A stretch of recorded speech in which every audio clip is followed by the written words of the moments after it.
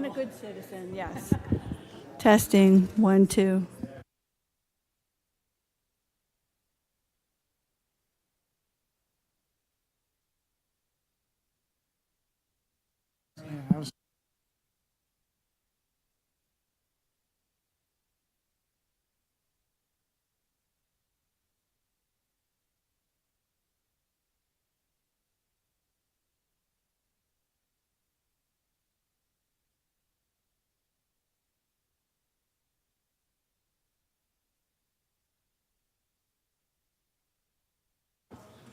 Testing.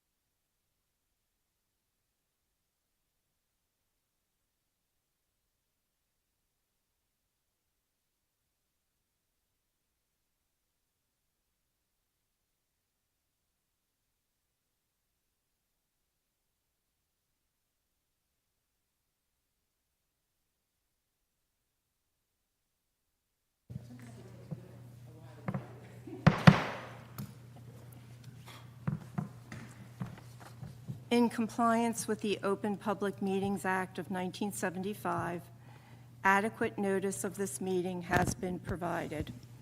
If any member has reason to believe this meeting is being held in violation of this act, they should state so at this time. We'll have the Pledge of Allegiance.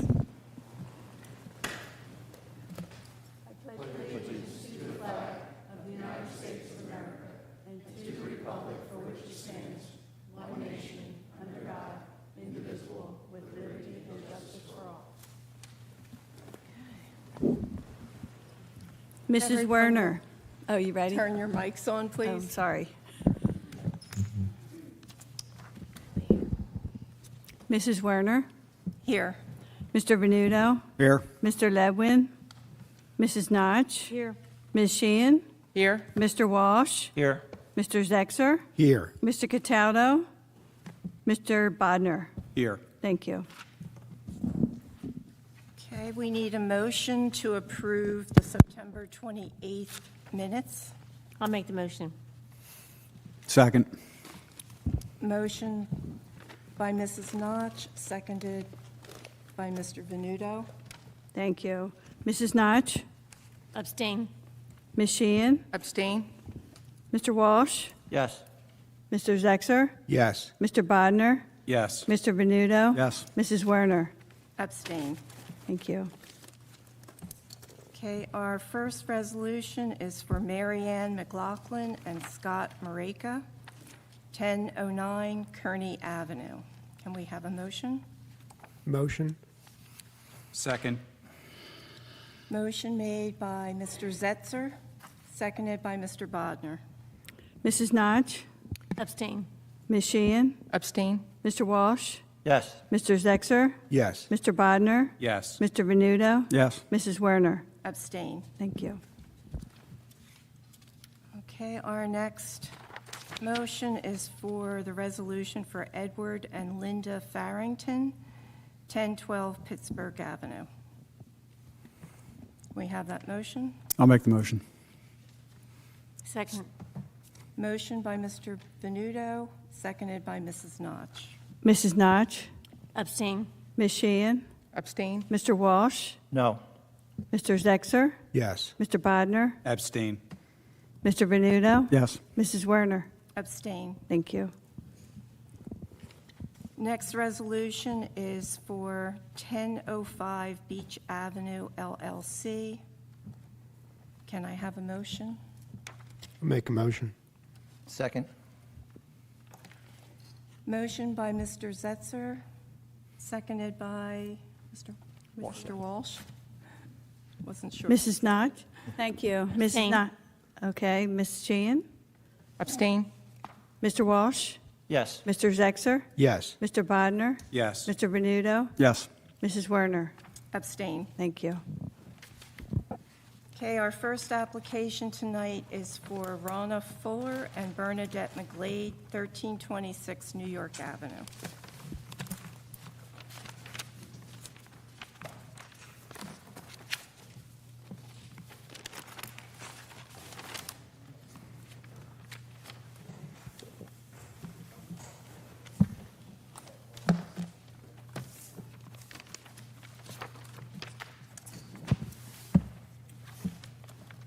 All set? Yes. Good evening, Madam Chair, members of the board. Robert Belasco from the law firm of Stefankiewicz and Belasco, appearing on behalf of the applicants, Ronna Fuller and Bernadette McGlade. I have Ms. Fuller here with me, seated to my left. This is the property located at 1326 New York Avenue. It's also known as Block 1147, lots 20 and 21. The subject property is located in the R2 zoning district. That's your low-medium density residential district. Subject property is slightly undersized in that it's a 6,250 square foot lot, whereas 7,500 square feet is otherwise required. It's currently developed with a dated single-family dwelling. It's one story. It contains a total of 3 bedrooms and 1 bathrooms. When I say that the single-family dwelling is dated, it was constructed in the 1950s.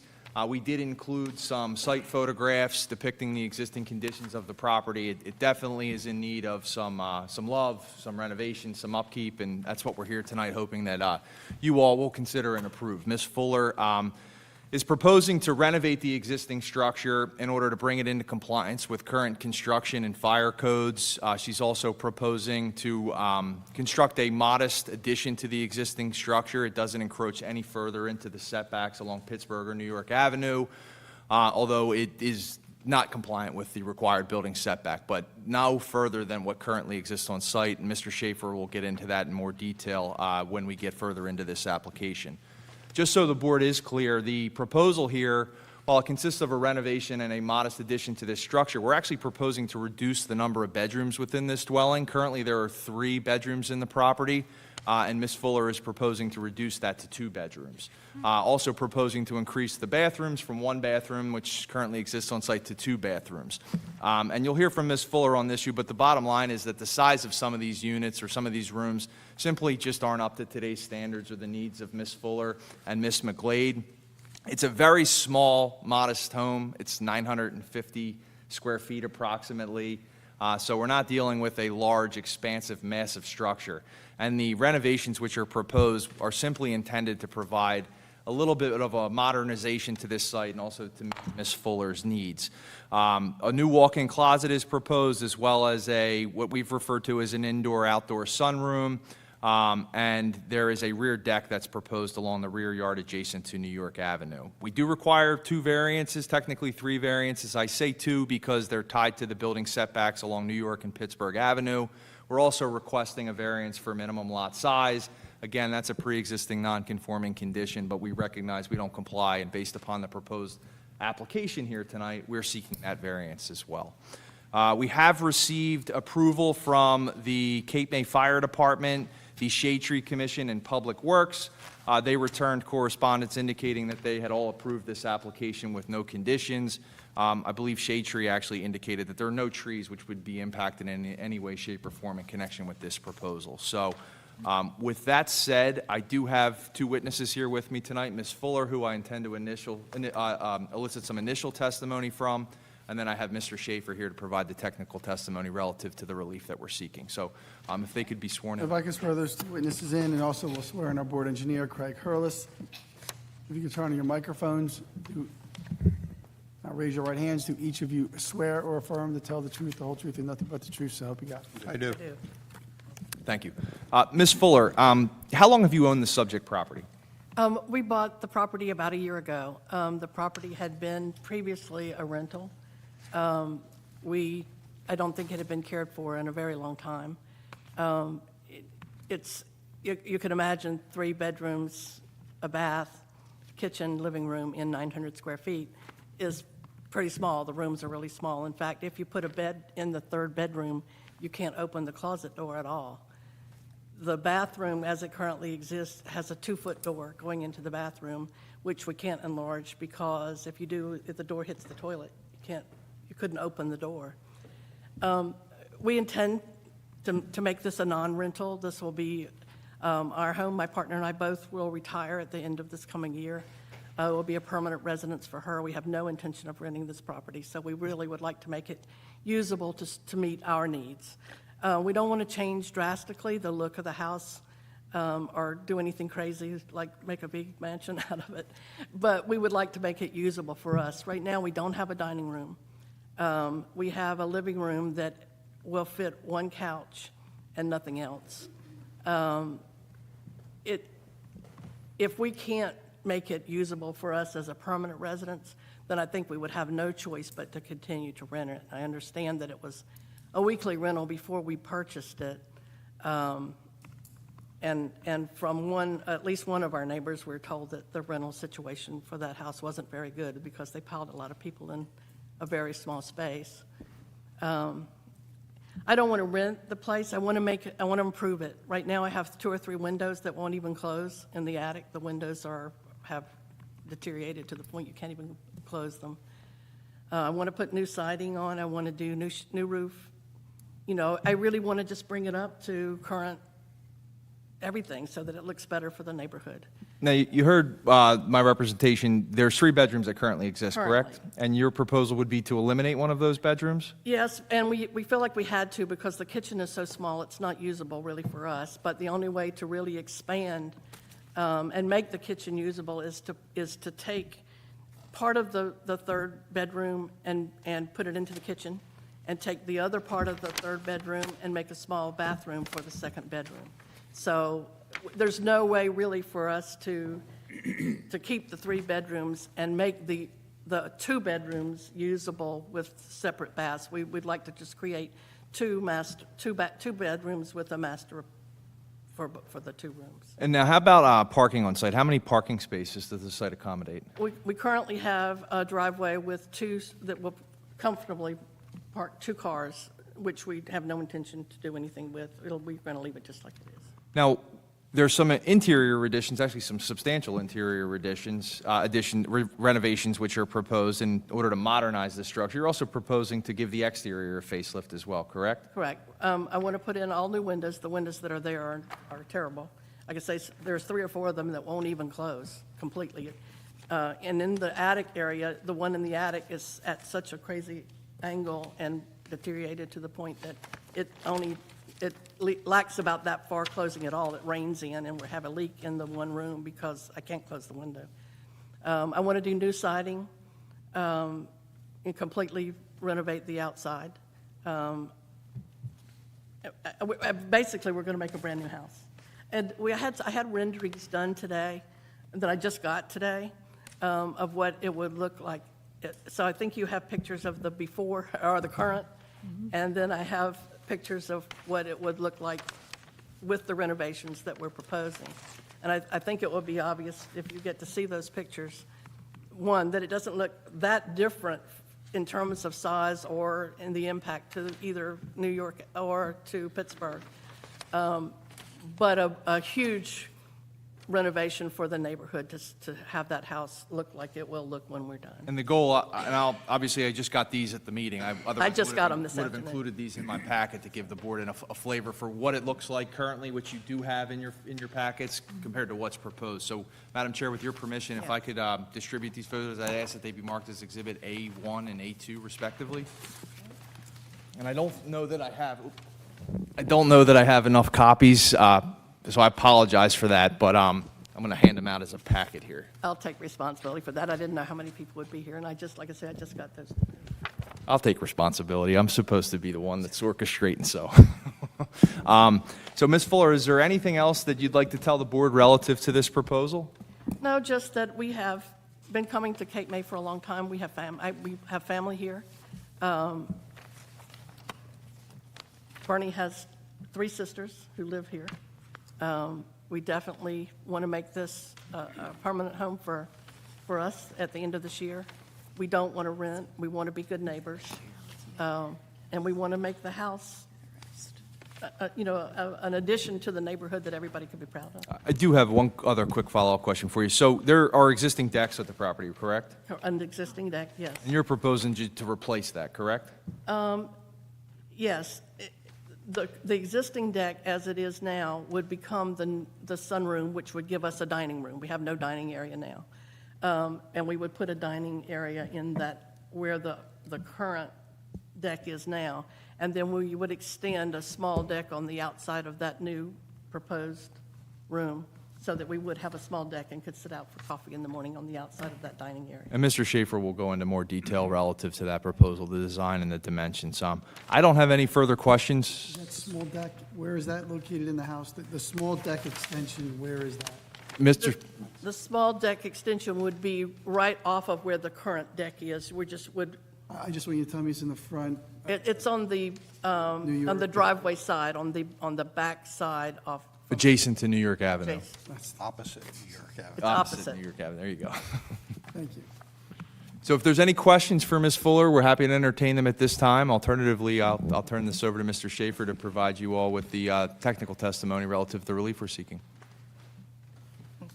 Okay. Mr. Schaefer, if you could be so kind, would you go over the existing and proposed conditions for the benefit of the board, please? Actually, before we get into that, Madam Chair, I know Mr. Schaefer's probably been before this board multiple times. I'd ask that he be accepted as an expert in the field of planning and engineering. Thank you. Mr. Saver, you're a planner and an engineer, right? That's correct, yes. Thank And you. the first thing I need to disclose, I did not prepare this plan. That was prepared by the project architect. But it had all the information already on it. It was kind of a wasteful thing for me to reproduce the plan over again. Can you just say what sheet is that, please? This is sheet Z1, Zebra Thank 1, you. which is right out of the pack that we submitted. Thank you. So I honestly don't know a lot about the interior of the house, and I think you've already offered a lot of testimony about that. But other points of interest I'll make about the house, it was a 1950s build. It's 982 square feet to be exact, with 3 bedrooms. And the proposal is to convert it to a 2-bedroom house with an extra bathroom and expanding the bathroom so it's ADA compliant. 2 bedrooms then. And the total square footage will be 1,610 square feet. So it is an enlargement, but when you consider the overall size or footprint of the house being 1,610 square feet, it's not a big house. In fact, there's only 2 other houses in the direct neighborhood that are anywhere near that size. They're the ones to her left on New York, and the other adjoining on Pittsburgh. The rest of the houses are substantially, like 2 and 3 times the footprint area of this house. And Andy, with respect to so a little over 1,000 square feet is proposed with the additions. This is a 6,250 square foot lot, correct? Yes. So well under on lot coverage, Well, building as it coverage. turns out, and I'll get to this testimony later on, one of the measures of whether you're overdeveloping or not is, does it fit on the site in terms of setbacks, which it marginally does, but the real one is the site coverage, which we are under the ordinance requirement for that and under the FAR. So that is a real measure, in my opinion, as a planner, of whether this site is being overdeveloped or not, and it's clearly not. So another thing, the plan is to make a major renovation, which you've already heard about, and reducing the number of bedrooms, owner occupied, not to be rented, and the bathroom, from what I understand, is going to be made, at least one of them, ADA compliant, because they do plan on retiring here into their old age. So the proposed bulk variances off New York Avenue, we're asking for a 23.75-foot front setback where 25 feet is required. And if we were to use the neighborhood plan, which I understand we're not, that prevailing setback is 23.97. We did do a neighborhood plan, but it looks like we're not able to use it. I did submit that along with our application packet, just to give the board a flavor of what the existing setbacks in the surrounding neighborhood consisted of. Although we weren't able to use it, we're short a lot on Pittsburgh Avenue. I think New York Avenue, the lot averaging is also short a lot as well. But we wanted to provide that to you also, that you at least had a visual for what the surrounding neighborhood Can I just get a looked little more testimony on that, so I know what to write down? The fact that you can't use it, I mean, it's still evidentiary of what an appropriate setback might be on the streetscape. So can you just describe a little bit how this streetscape will compare with the others? Certainly. In calculating the prevailing average setback along New York Avenue, it came to 23.97, and we're proposing 23.75, assuming we could accept the neighborhood plan and the number of houses and so forth that are on it.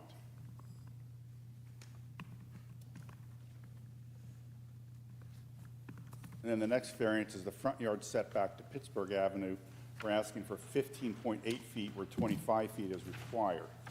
And again, the neighborhood plan did do a calculation short on the number of houses that can be utilized, and that was 17.5, which we still would be violating that setback if we were to use that. And again, this 15.8 feet is an existing nonconformity, and in fact, there's a nonconformity in terms of where their current eat-in kitchen is. A little bump out here is at 8.3 feet, or I'm sorry, 8.8 feet.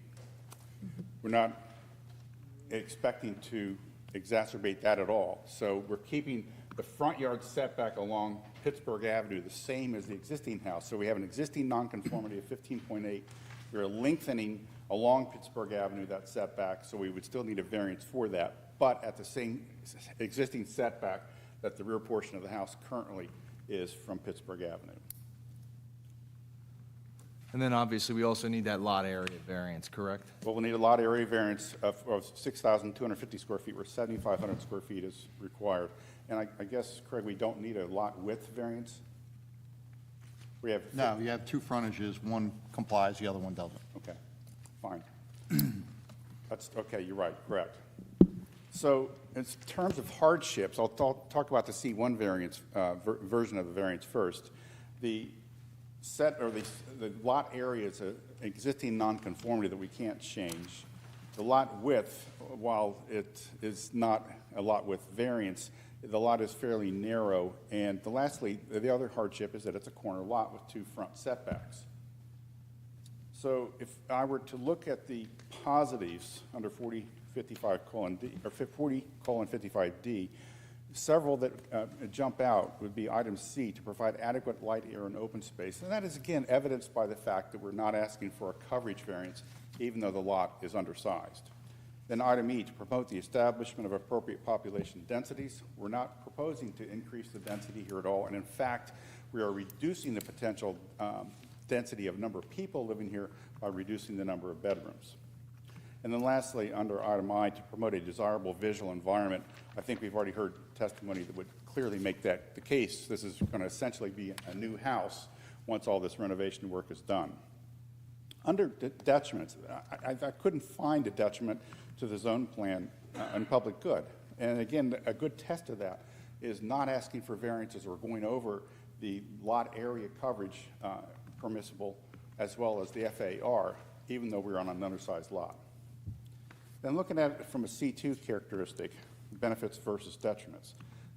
Again, the positives, aesthetics of essentially replacing an older house with an all-new material, room sizes consistent with the current practices of the other houses in the area. It will be nowhere near the size of most of the houses in the neighborhood, but the lot size doesn't support it. I believe the municipal land use law is advanced by allowing this development to be improved, and it stays in character with the surrounding neighborhood of almost all new houses that look visually appealing. In terms of negative, I could not find any potential negative impacts, that there will be no increase in traffic or density, as I mentioned before, because we're not providing any more people being able to live there or an extra dwelling unit.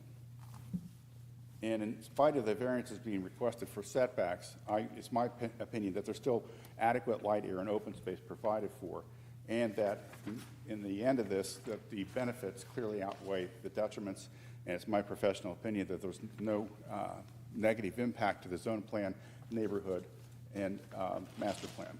So Andy, just to follow up and hammer on a point or two here. So the New York Avenue building setback, obviously 25 feet's required. We can't use the lot averaging because we're short, but if we were able to use that, we're really like 0.2 feet shy from would be permitted in that zone, and what's consistent with what exists. If we were able to use it, yes, we're very consistent with that. And then with respect to Pittsburgh Avenue, the existing condition is 8.8 feet. That exists, but what we're proposing, this addition, is actually set back further at 15.8 feet, correct? That's correct. And I should add also that the house directly to the east has a setback to Pittsburgh Avenue of 10.7 feet prevailing. That's existing. Now, with respect to, is there any unique aspects to Pittsburgh Avenue relative to the width of the cartway or the public right-of-way, which you think further may mitigate the variances that are sought here on that side of the property? Clearly, I do, because the right-of-way is 100 feet wide. The cartway is wider than most streets, but there's still more space between the curb line and the house along Pittsburgh Avenue than there are on other streets. So it makes it appear extra wide and step back further. And I know you've seen the plans. Only one story is proposed in this situation. We're limiting this to the one-story development, correct? That's correct. I don't have any further questions for Mr. Schaefer, members of the board. I mean, I think it's a fairly straightforward presentation. We're happy to entertain any testimony or any questions that you all may have, comments, but we're prepared to answer and address them.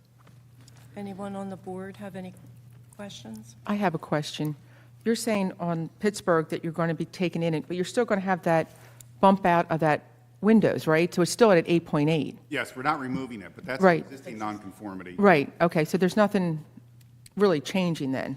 Nothing's changing that, Okay. but the 15.8-foot setback is being lengthened along the Right, parallel yeah. to Pittsburgh Avenue. So that still triggers a variance. Okay, my other question is, the plans are what's existing, it's not what the future is, what are included in here, They're right? Both. So Well, why I'm asking this is, as I see that it's going further out to the front and further out to the back, is that extending the living room area in the house? Yes, the living area will be extended. Okay. And, because I just, Right now, we don't really have a living area. It's very small. and then in the back, what part of the house is extending out for livable space? On the back section, Where the deck- we're going to, it's going to be a room that has windows on 3 sides. It's going to be like a sunroom that we will use for a dining area, which we now don't have. Okay, I didn't know if it was going to be considered living space, if you're going to put heat and air conditioning in there? Or Oh, if it's heat, yes, it's heat and air. So it's going to be It's considered livable finished- space? Absolutely finished Okay. space, yes. And then the other part of in the front, the other part of the addition, is that going to be livable space too? And what does that become? In the very front, the living area will be extended a small amount, I don't know the exact footage, like 6 feet maybe. Right, yeah. And then there'll be a small porch on the front of that. And then off to the left of that porch, that small area that's being extended there will be a bathroom, will be the bathroom for the primary bedroom. Okay, that's where the third bedroom is right now, right? Or the second bedroom? No, the third bedroom is on the other side of the house, behind the kitchen, where the kitchen is currently. There are 2 bedrooms, a really small bedroom and then another one. The kitchen will be moved back a little bit to take up part of that third bedroom, and the second bedroom will take up the other half of that small bedroom, so that we have 2 livable, usable larger bedrooms with the bath. And the mudroom? The mudroom will essentially just become part of the kitchen, and you'll walk through the mudroom into that new area, which will be a dining area. But all of it will be, And the gazebo's going? the gazebo is going, Okay, I just want to make sure that, yes. Yeah, me too. And there'll be a small deck on that outside to come up, to go into that back area. and then the outside that's being extended behind bedroom 2 and 3, what's that going to be? Behind 2 and 3, There's that little spot that's on that, it's a small little area that is, right now, there's an outdoor shower there, which will remain. And there'll be a small little area. If you look at the new plan, you'll see in the dining area, there's a small bar. And there'll be a little room behind that bar that will be mechanical room. And Rhonda, that shower, that's going to remain as it exists. You may reconstruct what is there It's in its already- current footprint, right? Yes. Okay. We'll just clean it, we'll probably use it exactly like it is. We're just going to clean it up but leave it exactly where it is. I guess because that L shape, and there's that little piece, I didn't know if that's going to be part of the other, I'm not sure what you're looking at, but if I could see it. Just make sure you take your microphone, so piece right here, if you have that. Speak right here. Yeah, this is the, let's see what I'm looking at here. Yeah, that's just an area that will be under roof, under cover. It'll be a door here to the outside, and there is, if you could draw, it's not really shown very well there, but this is the new dining area, and there'll be a small, like, wet bar right here. And then this is just over roof with a door to the outside, and this is a mechanical room where the hot water heater goes. And Okay. I'll make one other correction too while I have the microphone. Go You ahead. said earlier that when we retired and got older, I'm already. I didn't say 74 that. years old, so you know what? I'm pretty much already there. Anyone else have any questions? I have a question. The location of the condensing unit, you're moving that from its present location to a new location under the proposal, is that correct? That is correct. Okay. Could you, so, right, It'll be behind the wall where the dining area is. I think he's On the, I'm pointing to it, if that helps. You can see No, it this far. it doesn't help. I'll be honest. it'll be out of sight. You won't see it from the street. It'll be behind that dining area on the back side. right, so the condensing unit as it is now on the platform it's on, is it on the ground or is it an elevated It's platform? elevated, Okay. and it's elevated at 10 feet. Elevated at 10 feet. And is the plan for, under the new proposal, to Also elevate, the same footage, 10 feet? yes. Well, I think we're required. You have to comply with the base flood, so. Okay, but, okay. Thank you. Okay, thank you. If we don't have any more questions, let's go to Craig's report. Thank you. Good evening, board members. I'd like to summarize my September 18th, 2023 review memorandum for this application. You've heard that it's in the R2 low-medium density residential district. They are proposing additions at both the front, which is the New York Avenue side, and the rear, which is the side opposite of that. and proposing to reduce the number of bedrooms from 3 bedrooms to 2 bedrooms and increase the habitable floor area from 982 square feet to 1,610 square feet. There are 7 waivers from the C and D variance checklists that have been requested. I supported all of those with the exceptions of 18 and 28. Those should be provided as a condition of approval. The others, based on the nature of this application, I didn't feel that they were necessary, and I did support waivers from those items and do believe the application is complete. To summarize the variances that have been requested, so this is an existing undersized lot with an existing non-conforming structure on it. That structure doesn't conform with the setback requirements. The proposed expansion necessitates 2 variances. The first is for the Pittsburgh Avenue side. There is a 25-foot setback required. 8.8 feet exists and will remain. The proposed expansion maintains an existing setback of 15.8 feet, which is consistent with that front face of the building that's oriented, the majority of the front face of the building that's oriented towards the Pittsburgh Avenue side, so there's a variance necessary for that. This is a corner lot. It has 2 front yards. The one thing that was not mentioned during the testimony is that the 25-foot setback from that Pittsburgh Avenue side essentially takes the required building envelope halfway through the lot. So there is not a lot of room for expansion without variance. And there's another issue with the New York Avenue side. There's a 25-foot setback, so it has 2 fronts, 1 side and 1 rear. So one of the tests that I use is, can the applicant conform better?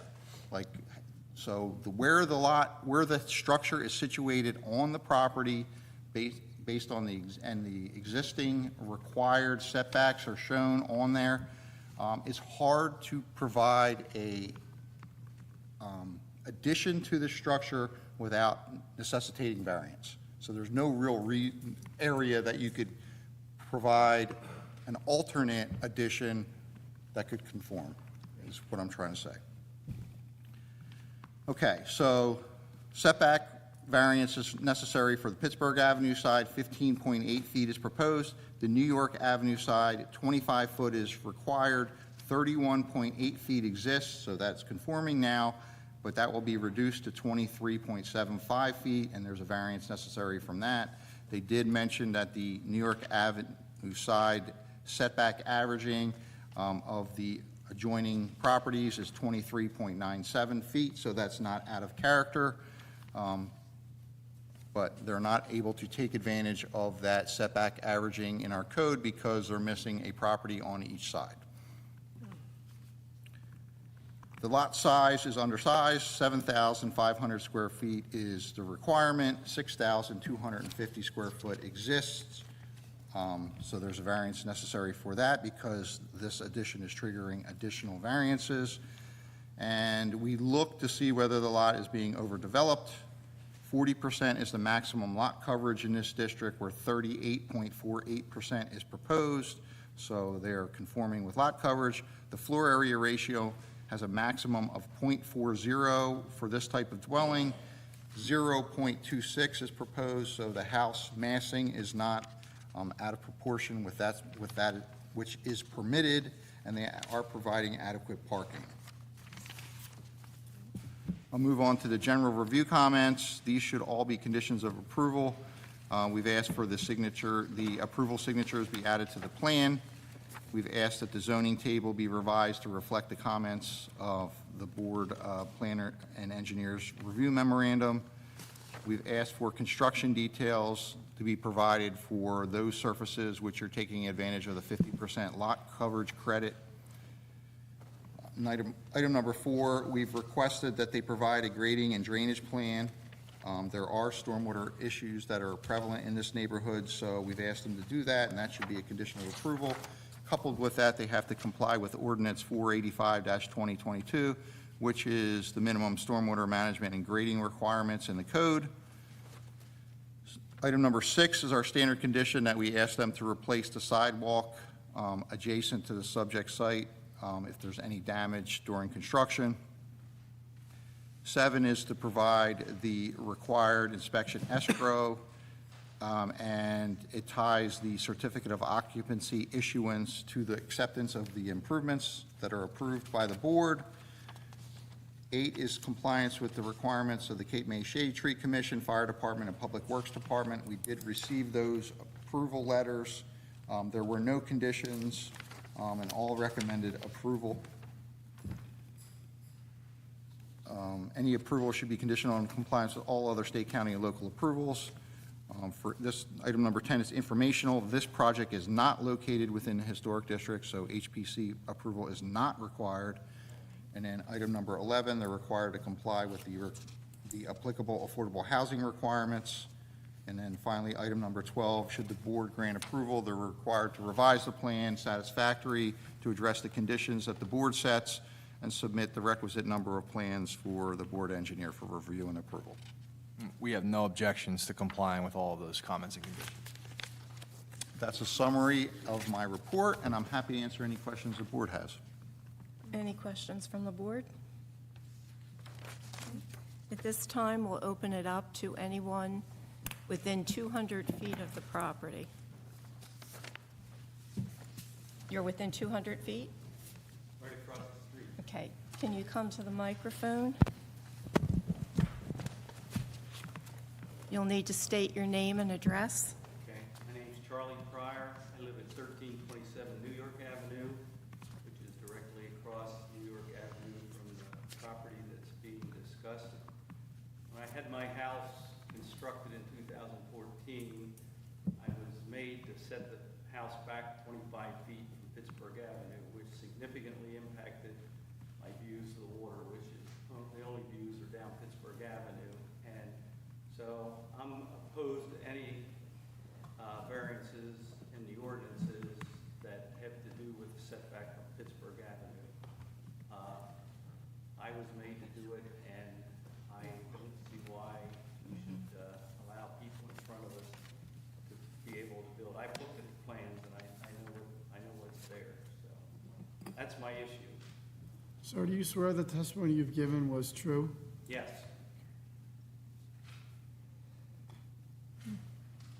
Okay, thank you. Anything else? No, that's it. Okay, Thank you. thank you.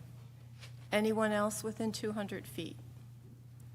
Anyone else beyond 200 feet that would take this woman here? Again, your name, your address, and you'll be sworn in. Janice Conwell, 1050 New York Avenue. Do you swear to tell the truth? Yes. I had the pleasure of showing Ronna and Bernie a lot of houses, and having lived on New York Avenue, I, was very happy to see them perhaps pick this one. But when you go in that house, it's certainly for somebody to make it a year-round home or anything other than that. It's very tight, it's very small. The bathroom door is, it's about this wide. I mean, it's tiny. And I feel that, if you want to have people here and year-round residents and that kind of stuff, they need to make it ADA accessible. We are not getting any younger, a lot of us that live here. The other thing is, I think when you look at the colored pictures that are shown there, I don't think that there's going to be many people that walk down Pittsburgh Avenue that are going to notice that that house has even been expanded. They are not asking for what seems to me an unreasonable amount of space or anything there. So I walk a lot, I walk the dog every day, every night, and I understand about the 8 foot, the pump out's already there. It's already 15 foot along the side. I don't think that anybody that's not walking there are even going to notice that they have gone a couple feet closer to the driveway side. So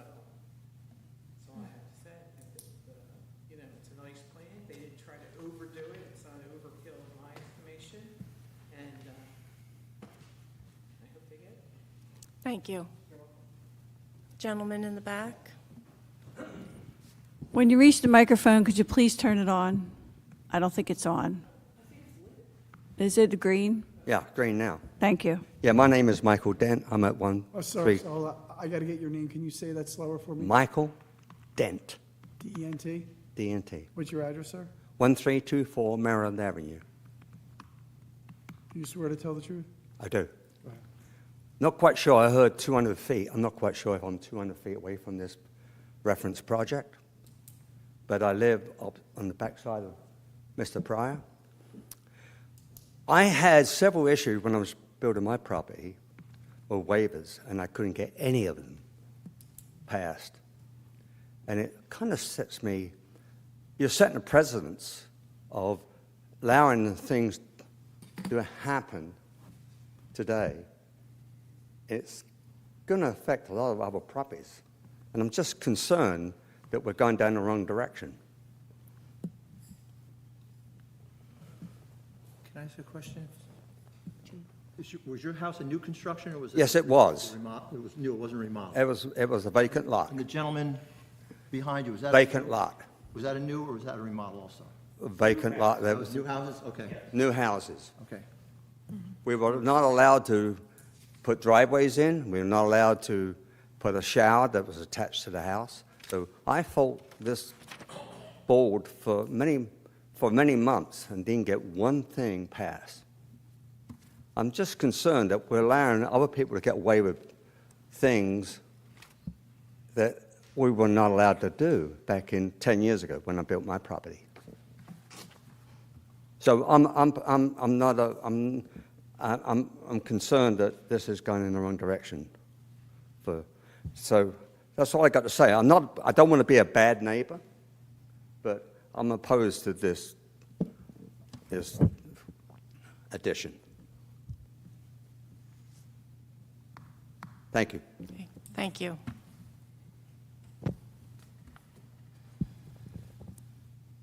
Okay, close. Got one more. Okay. My name is Mickey McGlade. I have a business in town. Haven't been here in quite a while, thank God. Ms. McGlade, can you, you're one of the applicants? No, I am a family member. Then can you give us your address? Yes, Mickey McGlade, 939 Shunpike Road, North Cape May. I'm a Hold on, I have to. You have to have standing, you have to be in the municipality or be directly impacted by the application. So if you're, I know you're, do you still own other property in the city? Yes, I own Can you McGlade's. give me that address? McGlade's on the pier, 722 Beach Ave. Okay, so you own property at 722 Beach Avenue in Cape May? Correct. Okay, that's good enough, go ahead. Okay, thank you. I'm sorry, I misunderstood. I thought you said anyone outside of 200 feet. Anyway, it's been quite a while since I've been here in front of the board, thank God. And many, many years ago, I fought this battle. And I think in hindsight, everyone would have to be extremely happy of eventually approving our project of having the restaurant McGlade's on the pier. Totally different night and day. My family is attempting to buy a very old property, and these properties have to be upgraded. Someone has to do it. I think what Ronna Fuller and Bernadette McGlade is asking is not too much, and that there really is very little difference from the existing property, but it will be pretty much a new home that we don't have to worry about. It also will not be a rental. It won't be full of 10, 12, who knows how many people every weekend, which I know a lot of neighbors had complained, but unfortunately, there's nobody here tonight to say that. So I would just like to say that I truly endorse this project. It will improve the neighborhood tremendously. I don't see how it would bother anyone in any other manner. So I would just like to say again, I endorse it. and I hope you look at it in a very favorable way. Thank you. Thank you. Can I ask Mr. Pryor a question? Because I want to make sure my notes are clear. Is Mr. Pryor still here? Mr. Pryor? Yeah. Can you step up for a second? You remain under oath. But my notes say that your testimony was that you are against any expansion on New York Avenue that impacts your view. Yes. Okay. But what I want to make sure I write down in a truthful way is whether you believe that the extension proposed actually impacts your view. Because understand that there's already an 8-foot I know. distant projectile there anyway, and I want to write down in my notes if your testimony was that you think this impacts your view or just you're against any expansions that do impact your view. Both.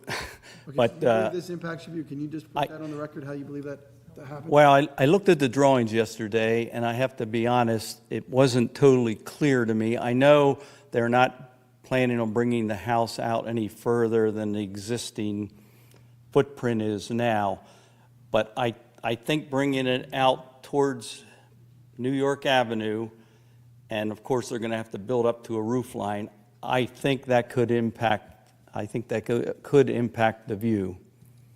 That's my feeling. I have a question for Craig related to this.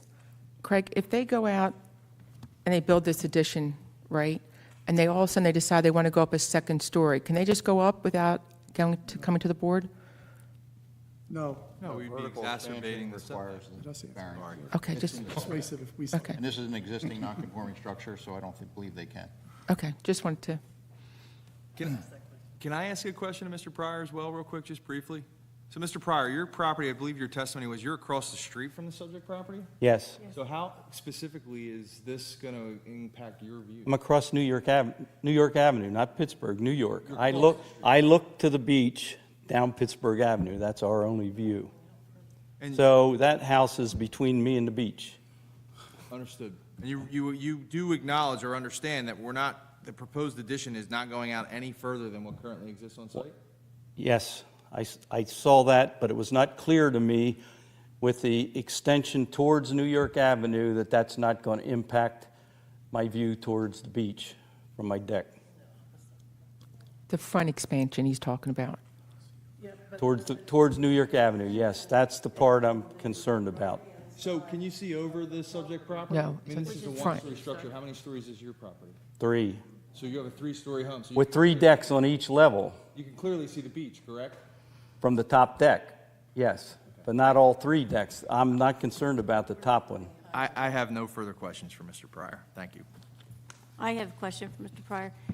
Is this your home? Is that a new build, or was that a renovated building? It was new in 2014, and that's our permanent 2014. residence. We Okay. live here year-round. We're not, Well, that's a little different than the house has been. What years was your house? 1950s. We don't have the exact year, but we The know it was 50s? 1950s it was Okay, built. thank you. Thank you, Mr. Pryor. okay. Madam Chair, can I just respond briefly once is the public comment closed at this portion? We do a clo- What do you think? Is it closed? So It's closed to the public now. just Is there briefly, anyone else who wanted to speak? Okay, the chairwoman has closed it to the public. Council can give a closing statement, can't elicit more I'm testimony. not going to elicit any more testimony. Go ahead. So you've heard the testimony that was presented by Ms. Fuller. You've obviously seen the plans. You've seen the existing condition of this structure versus what's proposed. I think we can all agree it's a tremendous improvement compared to what exists versus what this property could potentially be. We need variance relief. We were upfront about that. We acknowledge it. The variances, the New York Avenue setback is consistent with the neighboring properties. We do require a slight variance in that situation. 25 feet is required, 23.75 feet is proposed. It's our position that that's de minimis in nature. Frankly, I tend to disagree with Mr. Pryor that's going to impact his views in any way, shape, or form. That 1.75 or 1.25 feet is really minuscule in the grand scheme of things. As far as Pittsburgh Avenue is concerned, which I kind of thought may have been the more difficult variance to pursue in this situation, 8.8 feet currently exists. That can remain today if this application is denied, and that 8.8 feet is still going to be there. The proposed expansion is to 15.8 feet, and that already exists in some capacity. We're just lengthening it slightly. So that's not going to have any impact any additional impact on any views above and beyond what currently exists at 8.8 feet. And I think, the board's aware, every application stands on its own merits. There's no precedent that's established in land use. This is a unique lot with unique situations and unique conditions. It's undersized. And I don't know the existing conditions or the size of Mr. Pryor's lot or Mr. Dent's lot, but that's new construction, and the board asked that question. This is what exists. We're trying to refurbish and renovate an existing structure in a tasteful and minor fashion to provide livable space which accommodates the needs of this applicant and her partner. We think it was done tastefully. We think it's a minor ask in the grand scheme of things. The variances don't expand or exacerbate what exists on that site significantly in any way, shape, or form, which is going to have a negative impact on the properties.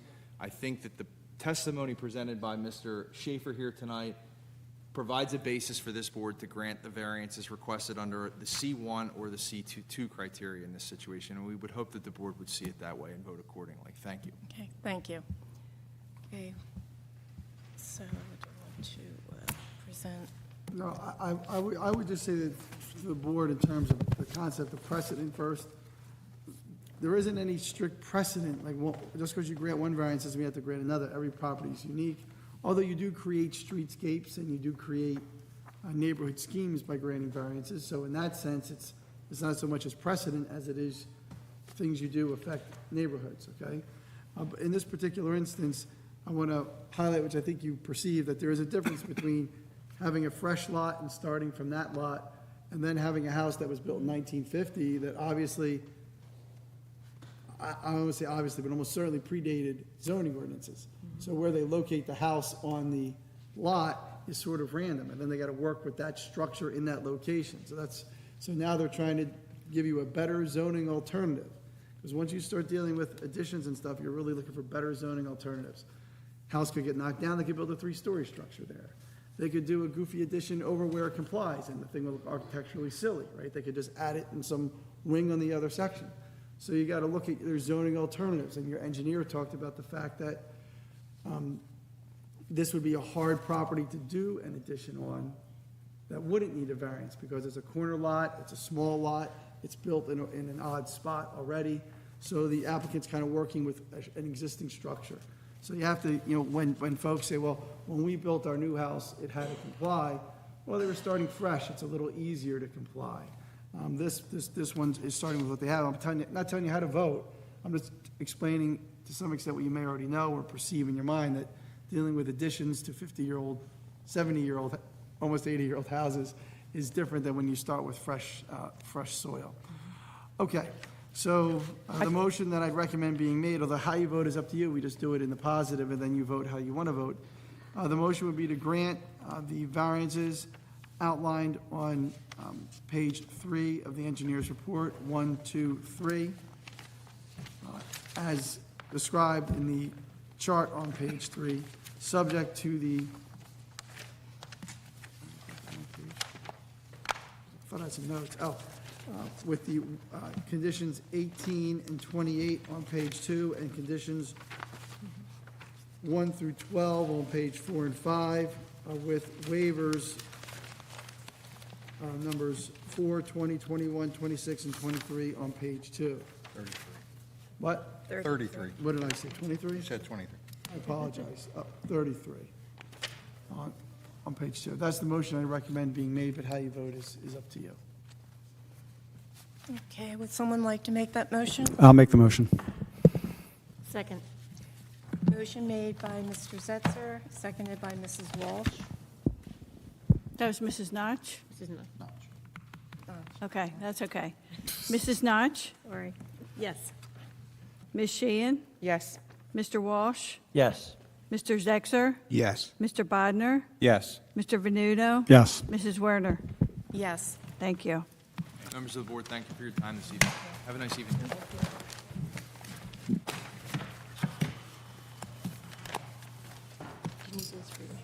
No, you can have it.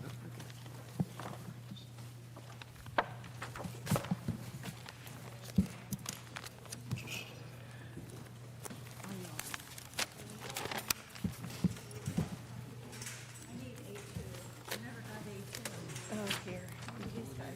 You can, What's that, that's the only one?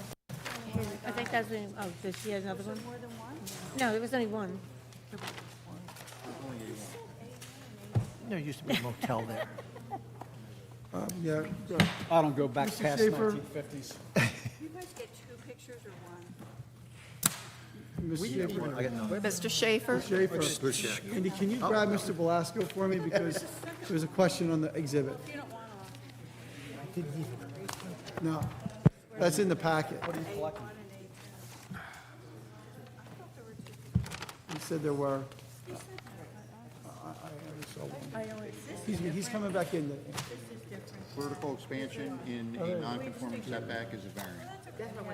Yeah. Oh, yeah. Okay. We're okay. We couldn't find two different exhibits, but we got them now. Thank you. All right. Word. New document.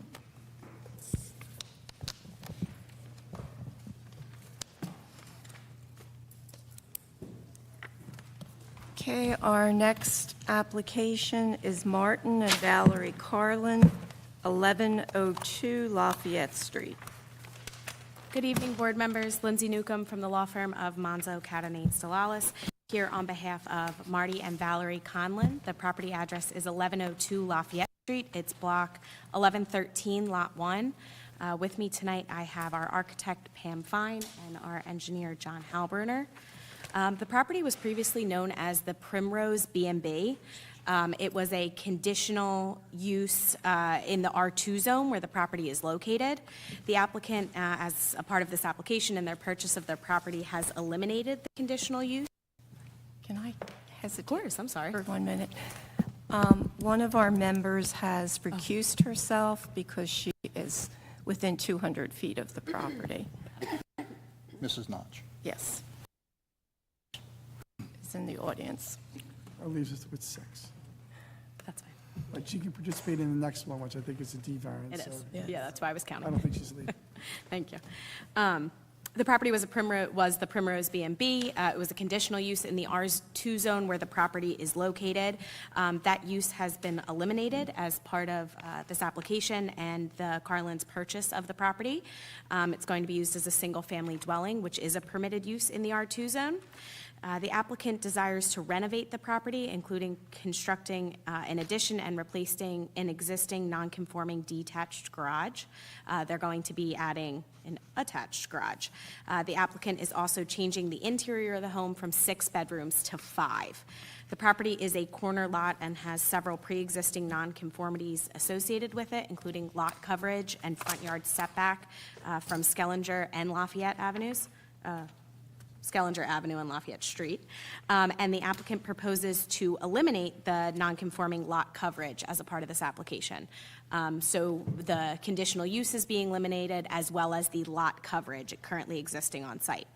Variance relief is requested to permit the construction of the attached garage from the front yard setback on Skellinger Avenue, where a minimum setback of 25 feet is required and 15.5 feet is proposed. The existing setback to the dwelling on Skellinger Avenue is 15.5 feet, so we're not exacerbating it, but because we're constructing in that area, we are required to get a variance. And with that, Rich, do you want to swear in Pam and John? Sure, are your applicants, are your clients going to testify? Oh, yes, I'm sorry. Both of you? I'll swear them both in. They may, yeah, I don't have any specific questions, but they may testify. Okay, if everyone please raise your right hand. Our engineer remains under oath. Do each of you swear to tell the truth, the whole truth, nothing but the whole truth, and nothing but the truth, so help you God? I do. All right, thank you.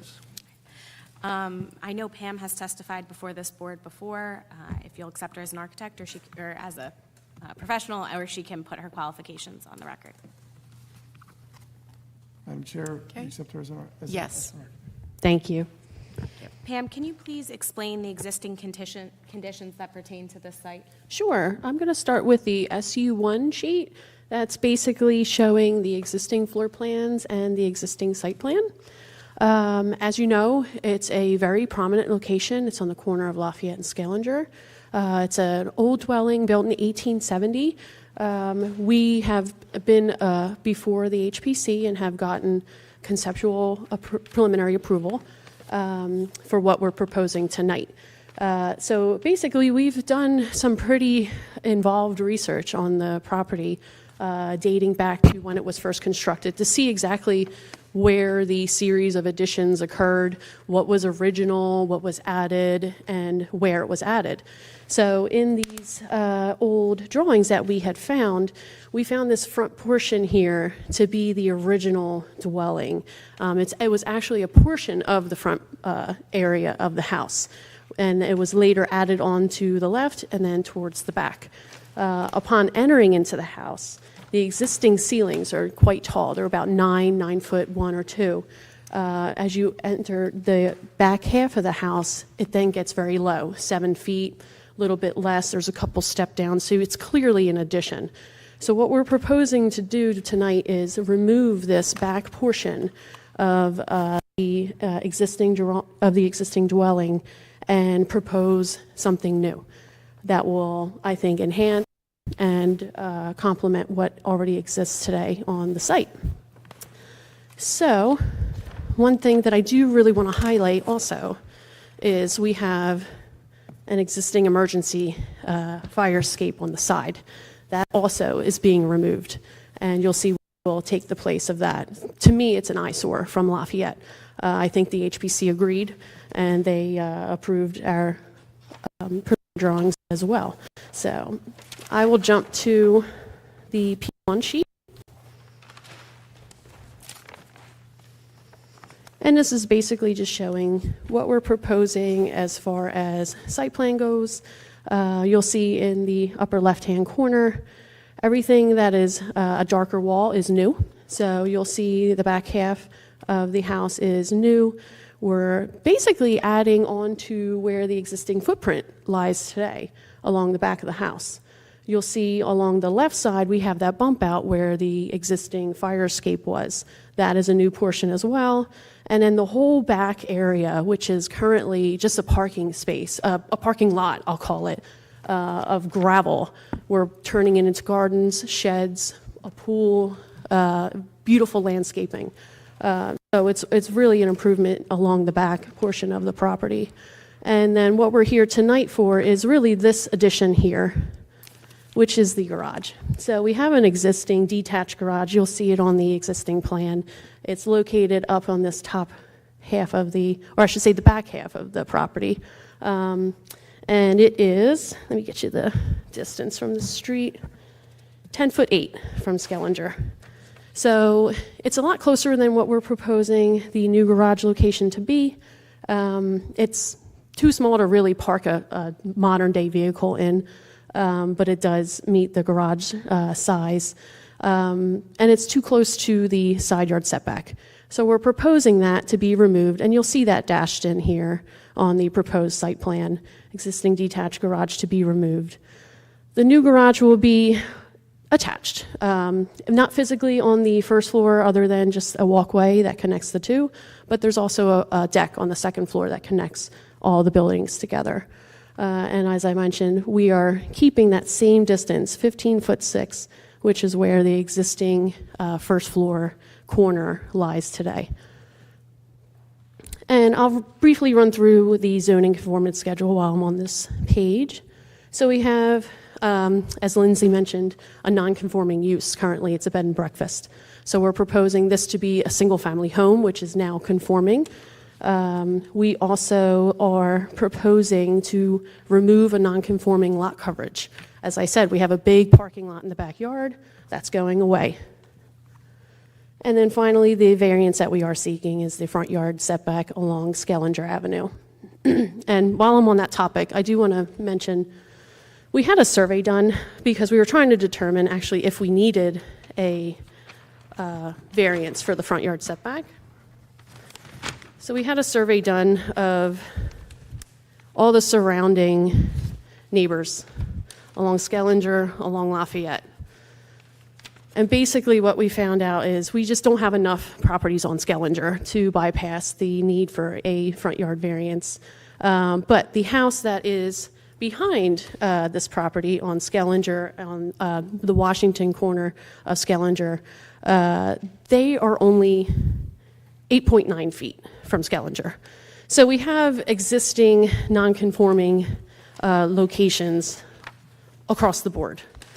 So Pam, just Can you give me that number? I'm sorry, Lindsay. Can you give me that number again? Or Oh, if you could do the averaging. Sure.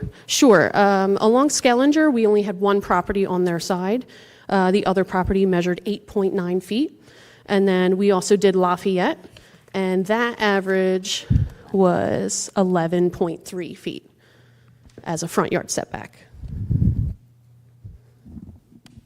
Do we have that setback survey? You do not. We didn't submit it because we didn't have enough properties. Okay. I think what Pam is testifying to, and We'll go with her testimony. She said that on properties on both sides of Skellinger, which normally you would only use the one side, but if you take all the properties on Skellinger, you're basically saying that those properties are close to Skellinger. about Yes, 20 feet out. closer than what we're proposing, yes. That's what my notes are going to say. Yes. Okay, does anyone have any questions on the site plan? I'll jump to the floor plans. Pam, before you do that, Yeah. you talked briefly about the zoning chart that you were looking at. Can you go through the variances that we're asking? Oh, for sure. quickly? Sure. So we are removing a non-conforming use, so we are becoming compliant in that aspect. Lot area, we are in full compliance. We are over the 7,500 square feet minimum. We are currently at 12,682 square feet. A lot width and frontage, we are compliant on that as well. 60 feet are required for both, and we are at 99. There brings us to the setbacks. Along Lafayette, we have an existing non-conforming setback. That actually is 13'1", and that just goes to the existing steps along the front porch. Again, a non-conforming existing issue there. And then the front yard along Skellinger, we have 25 feet is required. Currently, we're at 15'6", and we're proposing 15'6". But again, that triggers a variance because it is the new garage. But we are not going any closer than what already exists on that road. Side yard, we have a 5-foot minimum. We are exceeding that, 34 feet currently, and then we're proposing 33'2", so we're in full compliance there. Rear yard, again, exceeding that, 25-foot minimum, currently 46'9". We're proposing 32'4", so we still have a lot of room to spare there. Accessory uses, the pool, side yard, and rear yard are both 10 feet. We're in compliance with that at 10'1" and 10 foot.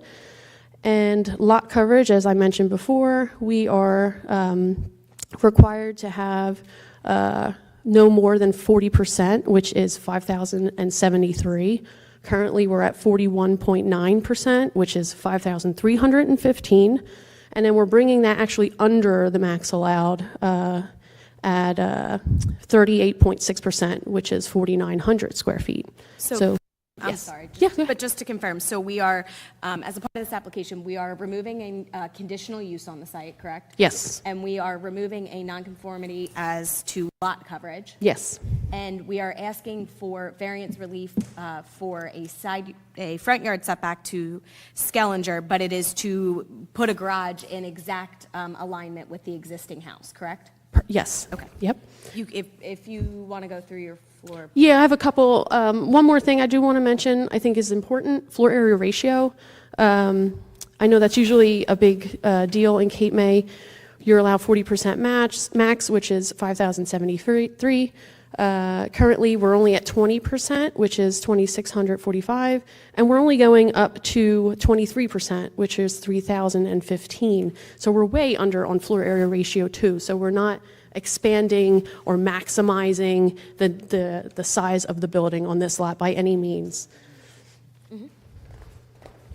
Okay, so I'll jump to the P2 sheet, which is showing the floor plans. As I mentioned before, anything hatched gray is a new wall. So you see very minimal things happening actually in this front portion of the building on both floors. Just basic updates. The bulk of what's happening is towards the back of the building. That was also another HPC request, that anything that we're doing to do in the back of the house. They don't want to see additions kind of popping out of the building envelope. We want to keep it hidden behind what is already there. So that really drove the design idea with the addition. So we have the existing rear portion of the house is being removed.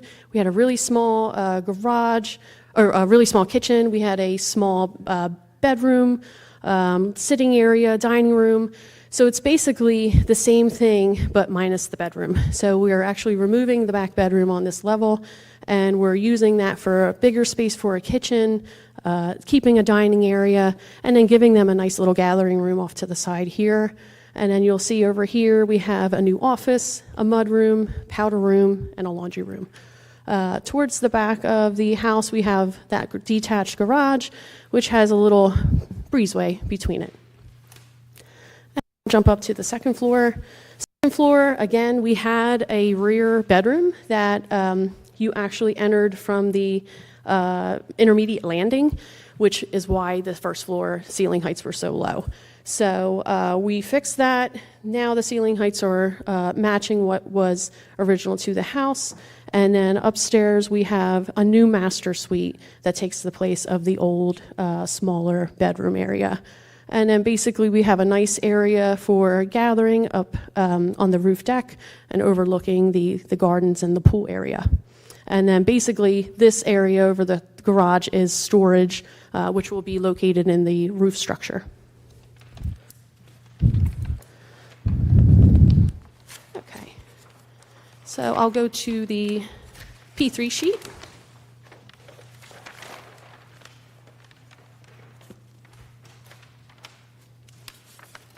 Here you'll see the elevations showing. You'll see that side exit stair, the emergency stair gone. This is the addition that we're proposing. And you'll see I believe we submitted a landscape plan. That was a request by the HPC that they really didn't want to see this feature. So we're going to really load up the site with trees, landscaping, shrubs, flowers, bushes to really camouflage that from Lafayette. Other than that, everything is staying as is with some updates to windows and railings and such.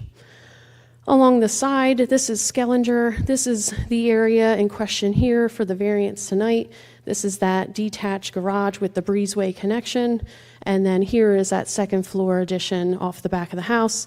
This is in full compliance, but this area here is where we're asking for that variance. What did you say the second floor of the garage was? It's just storage. So it's going to be basically like an attic storage for the deck, chairs, things like that, tables that they're going to have on that roof deck. They can wheel everything into there and store it away in the wintertime. Christmas decorations around the holiday. Yeah, I'm wondering how you're going to wheel your chairs up the steps. Oh, well, the deck is already there. So, yeah, it's the same level as the deck. And you'll see that on the next sheet. P4, that really does show where the deck is. This is basically a cut-through of the garage space showing the back addition. This is the new master suite, the deck area, and below that is the kitchen and dining spaces. Okay, and we also did another drawing of just the garage itself, just so that you can get a good idea of what that looks like, since that is what we're asking for relief tonight for. So the P5 sheet is just really showing you the details of the garage. This stair here is basically the emergency fire escape reincarnated alongside of the new garage. So that serves a purpose to provide a way out for the second floor and third floor bedrooms in the main house. And then here is the proposed shed that is located in the backyard.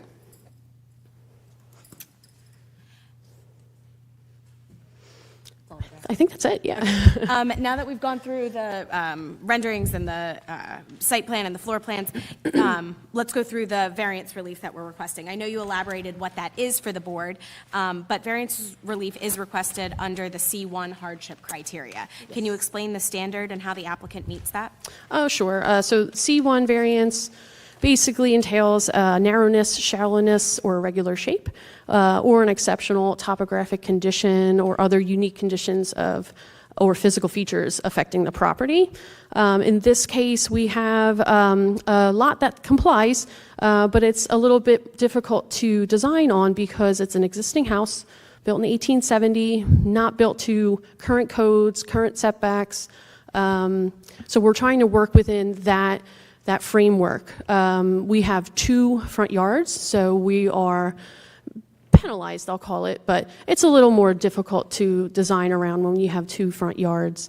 But basically, it being a renovation, it being an old house, not being built to current ordinances, it poses difficulty that way. Variance relief is also requested under the C2 flexible C criteria. Can you elaborate on that for the board as well? Sure. So basically, I feel like this application advances the purposes of zoning. I'll run through the items that I think apply. I'll start with the first one, letter A. It's basically increasing the public health, safety, welfare. We are going to have to update the entire house. This is a substantial improvement, so we'll make sure that the electrical, HVAC, any kind of fire standards are to code. Obviously, the new will have to comply as well, but everything will be done in a manner that satisfies the current building rules. So I'll jump to letter B as well. Same thing, flood, fire, panic, and other natural man-made disasters. I think that applies as what I said for letter A. C, to provide adequate light, air, and open space. As I mentioned, we are way under on floor area ratio. We are reducing a non-conforming lot coverage. I believe what we're proposing enhances the open space in the back. So I do believe that that is an advance to zoning. And I'll jump to letter E, basically establishing the appropriate population density. Again, I think that falls back on the floor area ratio. We are not maximizing this lot by any means. We are doing a very reasonable addition, I feel, within the confines that we're given. And then I'll jump down to letter I, promoting a desirable visual environment. I think that's fairly self-explanatory. I think what we're proposing complements the existing house. Getting HPC's blessing, I think, reinforces that. And finally, letter J, we are conserving historic sites and districts. It's an old house built in 1870. We're working with what's there. We're enhancing what is there. And I think what we're proposing as new is complementing what's there. And overall, when you balance these benefits against any potential negative impact, do you believe that there's adequate support to grant these variances? I do, yes. And when we look at the negative criteria, do you believe that there's any substantial detriment to the public good or impairment of the intent and purposes of the zoning plan and zoning ordinance? I do not. I think what we've done by taking the nonconforming conditional use away, by reducing the number of bedrooms, and by reducing the lot coverage, I think is a win-win on all levels. Unless anybody has questions right now for Pam, I'd like to bring John Halbrunner up. That's fine. Would it be easier if I just sit here? Yeah, I'll just stand at the podium. John has been before this board several times, I know. Yes. Will the board accept him as an expert? Yes, we will. Thank you. John, can you please review your plans that you prepared for this application for the board? Sure.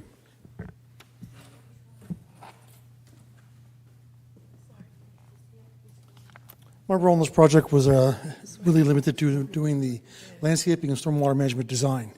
So for the landscaping, there are approximately 7 trees that are being removed to accommodate the addition, and we're replacing them at a rate of almost 3 to 1. We're proposing a total of 27 new trees, 9 deciduous, 18 evergreens, kind of spread throughout the site, and in large part creating the buffer between the pool and that on Lafayette Street.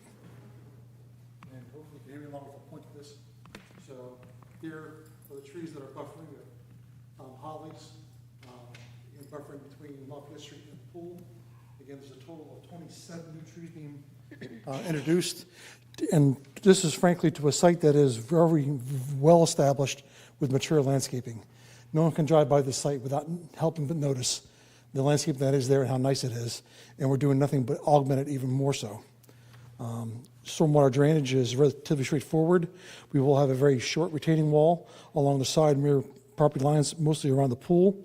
The retaining wall is a simple railroad tie. That's allowing us to direct all runoff towards Skellinger Avenue.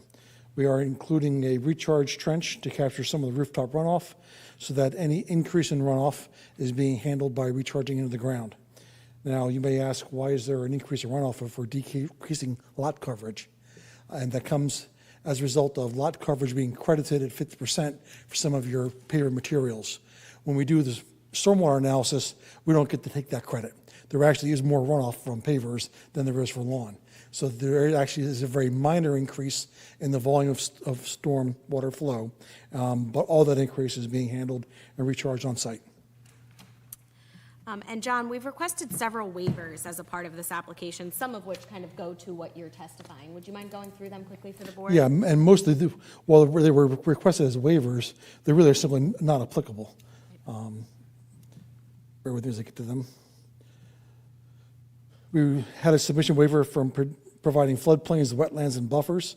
Well, frankly, there are none within the immediate vicinity.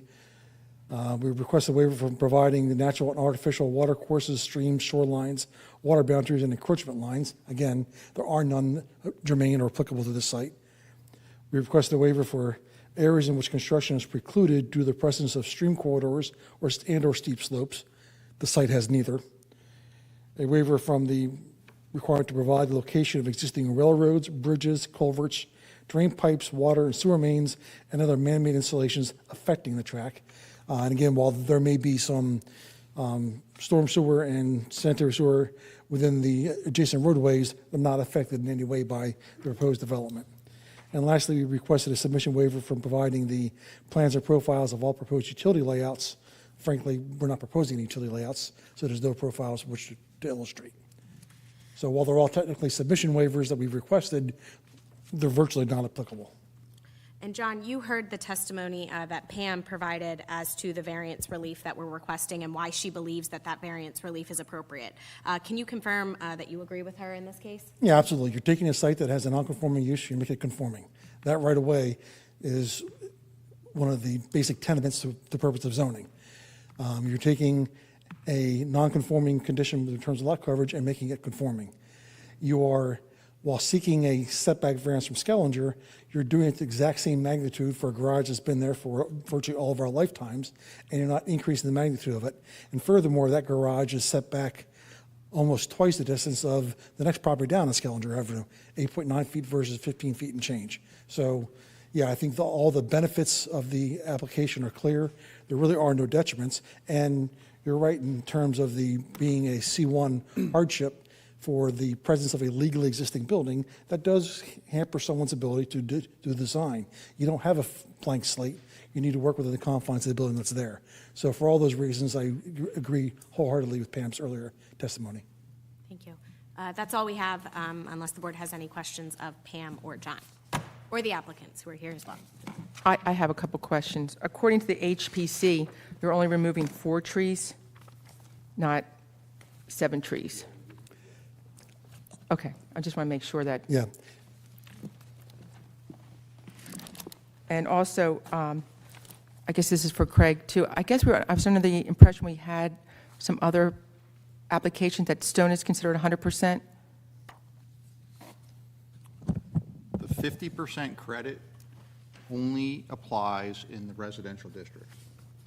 So sometimes you'll get applicants that come in and try and take advantage of that, but that's not permitted. It says the R1, the R2, the R3, I think the RS is included in that. Don't quote me on that one. I'm not positive. I have to look at the code, but it's primarily that coverage reduction and credit is only applicable for in the residential zones. So it encourages that type of material in the residential zones. It encourages crushed stone or stone. Yeah, the permeable materials. Okay, because I thought we were saying it wasn't permeable when we were doing the development or that house that was at Roseman's yard. It was 100% coverage and they had stone down. I believe that was a C6 area, so that's Is that why it was different? C6, so it's not, doesn't apply. Okay, I'm just trying Yeah, to make that's- sure I understand that's- how, when it that's the covers. difference. Okay. And then my other question has to do with, I know that council just passed a new resolution requiring a 4-foot buffer of trees and everything around the pool.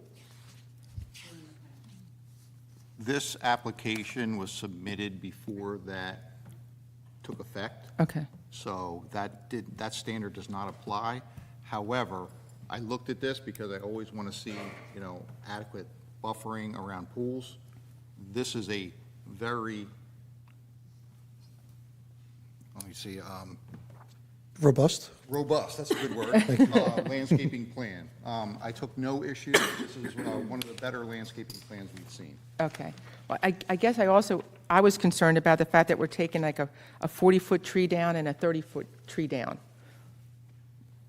But I guess they were, So Shade Tree Commission reviews these and makes recommendations. The code has a 2-for-1 replacement requirement. It says that if the trees are within the foundation area and a certain distance within that foundation, they're permitted to be removed. But with the caveat that you have to replace them 2-for-1. I think Mr. Halberner said he's almost at 3-to-1 in this case. Almost 4-to-1. 4-to-1. So 27. We're well over, they're meeting the standard that's in the code, and they're meeting the requirements, recommendations of the Shade Tree Commission. So I didn't see any issues there. We are, Craig, I apologize. We were meeting the requirements of the Shade Tree Commission until they sent us a revised letter at 2 o'clock today that had one tree that said that they would like to remain.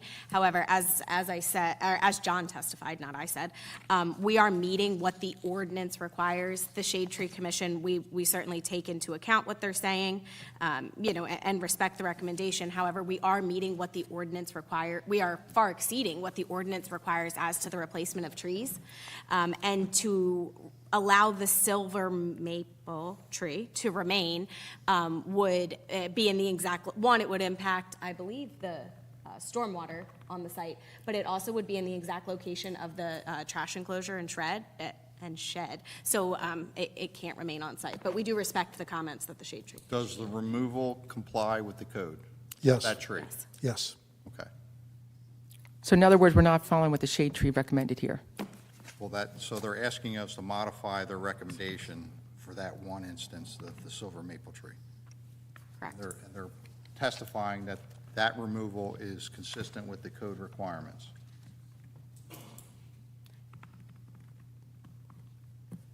So we typically take these recommendations and make them conditions of approval unless the applicant has an issue with them, and then we discuss them and make a recommendation, and we approve the application either consistent with the recommendation or inconsistent with it. Well, can you just clarify where that tree is and why it can't be there? Because to me, having a water problem in my yard, the trees really soak up a lot of the water. The tree in question is silver maple that's located right in the corner of where the shed and trash enclosure is at the end of the driveway. So if you refer to much, you can see 1.0, you'll see the shed, you'll see the trash enclosure, you'll see the identification of the tree, very lightly dashed with the label remove SM on 1, SM for silver maple. I'm sorry, you have to turn your microphone on and speak. Actually, even with the removal of those trees, including the silver maple, there's still 27 trees on the lot, and we're adding the ones that John referred to. So there'll be more than enough trees on the lot for any kind of water. When you say trees, are you considering, I guess it's to the landscape architect, are you considering like bushes as trees? Existing on the lot. I'm sorry? Existing on the lot before we add any of the 27 that we're about to add. Well, she asked if you're considering bushes to be trees. No, I'm about to go through each one of them. I'm going to answer the question very specifically. In fact, there's a schedule on C1.0 that shows the existing plant schedule. Those are the plants that are remaining. If you're running down that list, if you look at the items of mature height, you'll get a sense of what's a tree versus a shrub. Starting at the top, there's one American holly that's remaining. There is one, I'm going to mispronounce this, Neil Stevens holly that's remaining. There is one sand cherry that's remaining. There are 2 blood-good Japanese maples that are remaining. There are 1 dogwood that's remaining. There's 2 crepe myrtles that are remaining. There's 2 fat Albert Colorado blue spruces remaining. 1 silver maple that's not remaining. 4 Washington hawthorns that are remaining. These are all trees that are there today, that are staying there. And if you keep going down the list, there's gold threads. The code requirement is all existing trees outside a building footprint having a 3-inch diameter trunk measured from 3 feet above the ground shall remain if said trees are in excess of 6 feet from the outside of the exterior wall of the proposed structure. Right. Are you complying with that? We are. Yes. Okay, so you're permitted to remove that tree because it's within 6 feet of We are. that exterior wall. We are. Okay. I didn't think it was within 6 feet of the exterior wall of the foundation, right? Yes.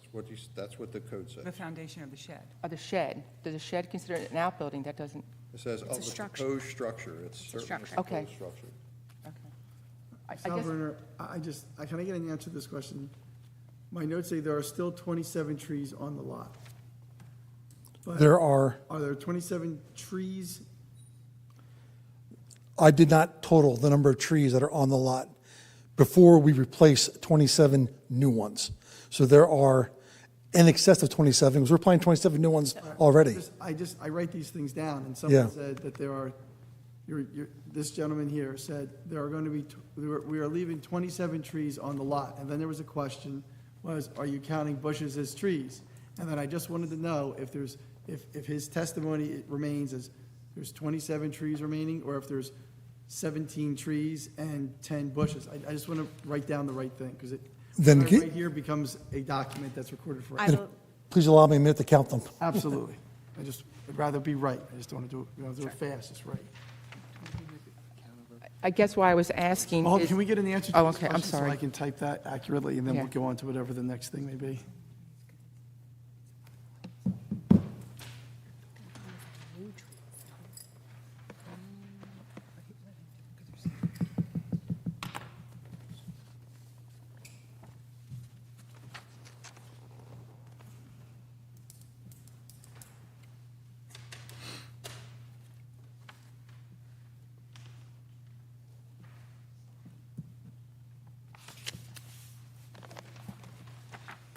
There are 28 trees on site remaining after we remove ours, and we're adding an additional 27 for a total of 55. There's 28 after removing the maple, the silver? maple? Correct. Okay. Okay, why I'm asking this is because boxwoods are not considered a tree, and I don't think arborvitaes are considered a tree. They're considered a bush. They're considered a tree for the purposes if we remove one of that size, we have to replace one. So if in terms of the Shade Tree Commission, they count them. I didn't think they did, because we had other applications where they can remove the arborvitaes because they say they're a bush, they're not a tree. can I, I'm sorry. I don't know, I think, we could talk about it as long as, your engineer's testimony is that it's one of the best landscaping plans he's ever seen, and they're complying with the ordinance on the tree that they're removing by putting 2 more trees in. So, I was just asking what the trees were, right? Because, underneath the planting structures, they're planting, black-eyed Susans, No, there's 2 Amherst. and that's why I was, 2 Nellis hollies. I can go through there. There's So I think, Mr. Halbert, are you a certified landscape architect? By the I way? am not a landscape architect. so I think what I would say is that, again, the Shade Tree Commission, the Shade Tree Commission makes a recommendation, right? They don't have the authority to force or impose. That's what you all do by taking into account what they're saying. What we have to comply with is the way that the code reads, the ordinance. And what Mr. Halbruner is testifying to is that we meet that code. And I believe what Craig has said is that he agrees that this landscaping plan meets that code. So we are asking for the removal of 1 tree, which is not recommended by the Shade Tree Commission. However, we are providing a robust landscape plan with the addition of many, I will say, trees. I won't say an exact number, but with the addition of many trees to appropriately landscape this property. And the concerns about trees and drainage, you've also heard Mr. Halbruner testify to the appropriate drainage being on site with the stormwater plan submitted that was reviewed by Craig as well. Stacy, I think, was just asking more of a question of what's a tree, what's a bush. The code is pretty clear on that. It says a 3-foot high, that whatever tree it is has to be 2 inches in diameter. So if it doesn't meet that standard, it's not considered a tree. Is that depending on the species or no? No. So anything that gets to that height with that trunk? It says the tree has to be, for like the replacement trees, have to be at least 2 inches in diameter at 3 foot above the ground. To be replaced at that height. Right, that's a, To replant it, they have to be at that height, they have to be that diameter to replace them. for replacement, right? Right, as a placement height and What's diameter. considered a tree is 2 inches in diameter. Right, you can't plant a little sapling and say, there's a tree Correct. replacement, Correct. but not the overall definition of a tree. I'm just trying to, it's not that I disagree with anything that's being said, I have to take some notes, and I'm trying to figure out the import of this, if I need to include that in the resolution or not. But I think so I'm trying to distill it down to the information that matters, and I think it's that there's, from what I've gathered, there's 29 trees on site, 28 are remaining, because one is being removed. No, they're removing, And then they're adding 7 trees. I thought that's what Mr. Howard. they're removing 5 trees. There are 30, now, please let me clarify this. There's 35 trees on site. And I'm saying a tree is anything on my schedule that is taller than 10 feet. I'm calling that a tree. There's 35 trees on site. We're removing 7 of them. Wait, we're removing 5 of them. The Shade Tree Commission indicates that we are removing 5 trees. No, They do, The but they're shade not tree counting- says 4 trees, but you want to remove 5. John's right. That's right on my schedule. Right. Well, the shade tree only acknowledged we're removing 5, we're actually removing 7. Okay, so there's 30. You're moving 7 now? You're removing 7. Not now, it's what's always, it's on the plan. So you are removing 7 trees.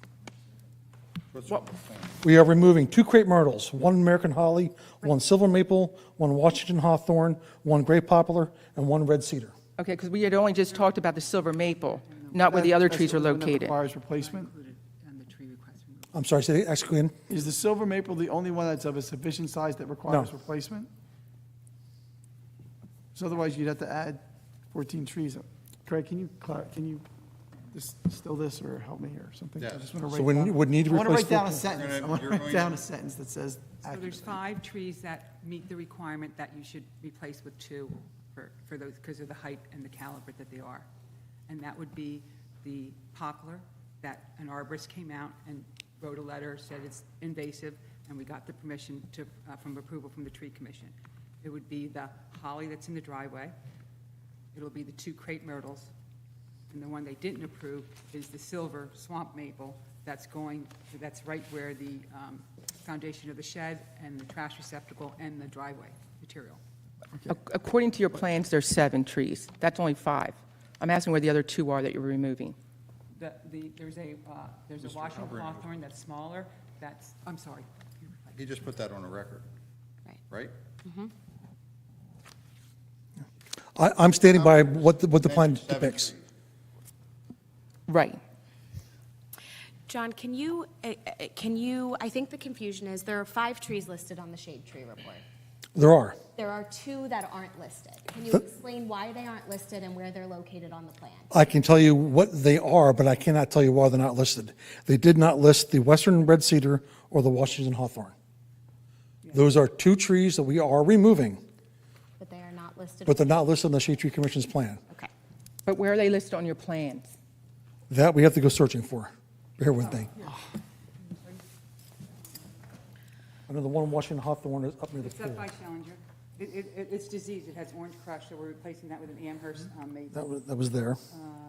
Where's Challenger? Scallions here. No, so it's this one right. The one we're Right here. replacing with the red maple, okay. We're replacing that with a red maple, and the other one is on the, it's crowded in with the Cedar Atlas, and it's a smaller, It doesn't hit the 3-inch mark. Well, these are 10 feet, they said 10 feet, and 3 inches caliper, and these are 35 feet, 30 feet, 20 feet, 8 feet. right, so. The only one we really should This be we didn't discussing count, is I the didn't silver submit maple. that as approval. If I need to, we can do So, that. These we deemed can I- smaller, not following the guidelines of the larger. And this is being replaced by 2 Amherst maples on Schellinger. So. Are they the trees that, oh, here it is, I found it, the other tree. It's right over here by, it's on It's on the. Skellinger, right next to the house. Yeah, that's a disease. So there's nothing, May I offer something that hopefully will speed this along? The applicant's not seeking any relief from the requirements contained in the ordinance regarding trees. Correct. You're going to comply with that? Okay. I will re-review the trees and ensure that they're doing the proper replacement. The only discussion that we need to have, I think the board needs to have, is whether they're going to take the Shade Tree Commission's advice to allow them to keep the silver maple, and the applicant is arguing that that tree needs to be removed because it's within 6 feet of the foundation, and therefore it's permitted to be removed in accordance with the code. All right, I don't want to complicate it, but I also, my intellectual honesty requires me to say this. The foundation that you're talking about is the foundation of what? Shed. Is it a new shed or an existing shed? New shed. New shed. And is it a shed that requires a variance? No. No. It's a structure. It's a structure. not but if require it's a variance structure that relief. required a variance. It does then not. You don't get to put it next to a tree and say. Correct. This is not the garage that required, the garage is triggering the variance. Not the This is a garage. shed that's within the buildable area. That's correct. Okay, so our ordinance is pretty clear that in that instance, they can replace that tree with two trees. The other thing I was trying to figure out is I'd like to have a clean sentence that says there are 35 trees on site, they are removing 7, And adding 27. and you're adding 27 trees. So can I think what I would request, Rich, is what Craig said, which is that the applicant is proposing to comply with the landscape requirements as set forth in the zoning code, that the board engineer will review the landscape plan to confirm that that's accurate. I hear you, I don't disagree. I have to write down facts that are said on the record. So I want to get my facts in.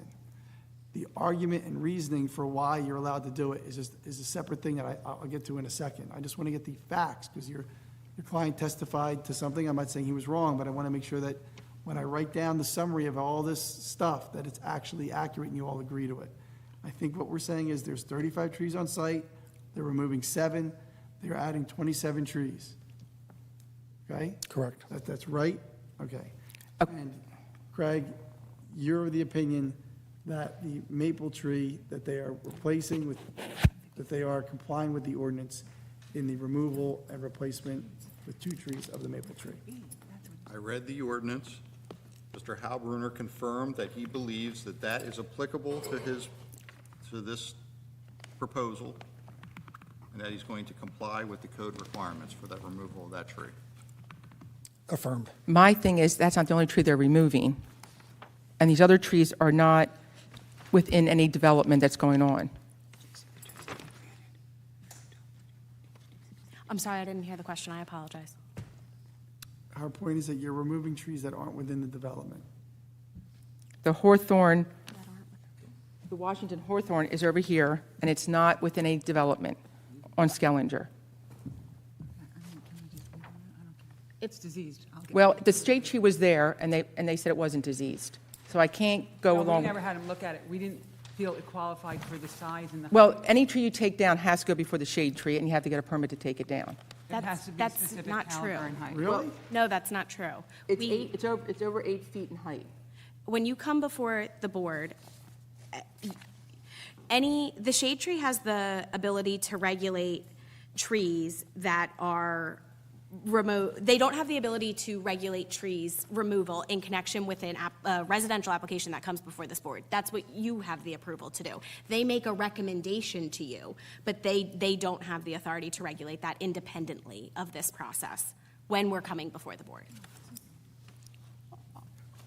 I will admit, I am a little confused as to why you're allowed to remove a tree if it's within 6 feet of a structure, but if it's 20 feet from a structure, you can remove it. I don't understand that. That's not what the code says. So yeah, help me out. But I think that's what Machine is asking, and I kind of, All right, I'll read it again. all existing trees outside a building footprint having a 3-inch diameter trunk measured from 3 feet above the ground shall remain if said trees are in excess of 6 feet from the outside of the exterior wall of the proposed structure. And that's what it is. That makes sense to me. So, Says they Ms. shall Sheets, remain if they're in excess of. in excess, if they're further than 6 feet away.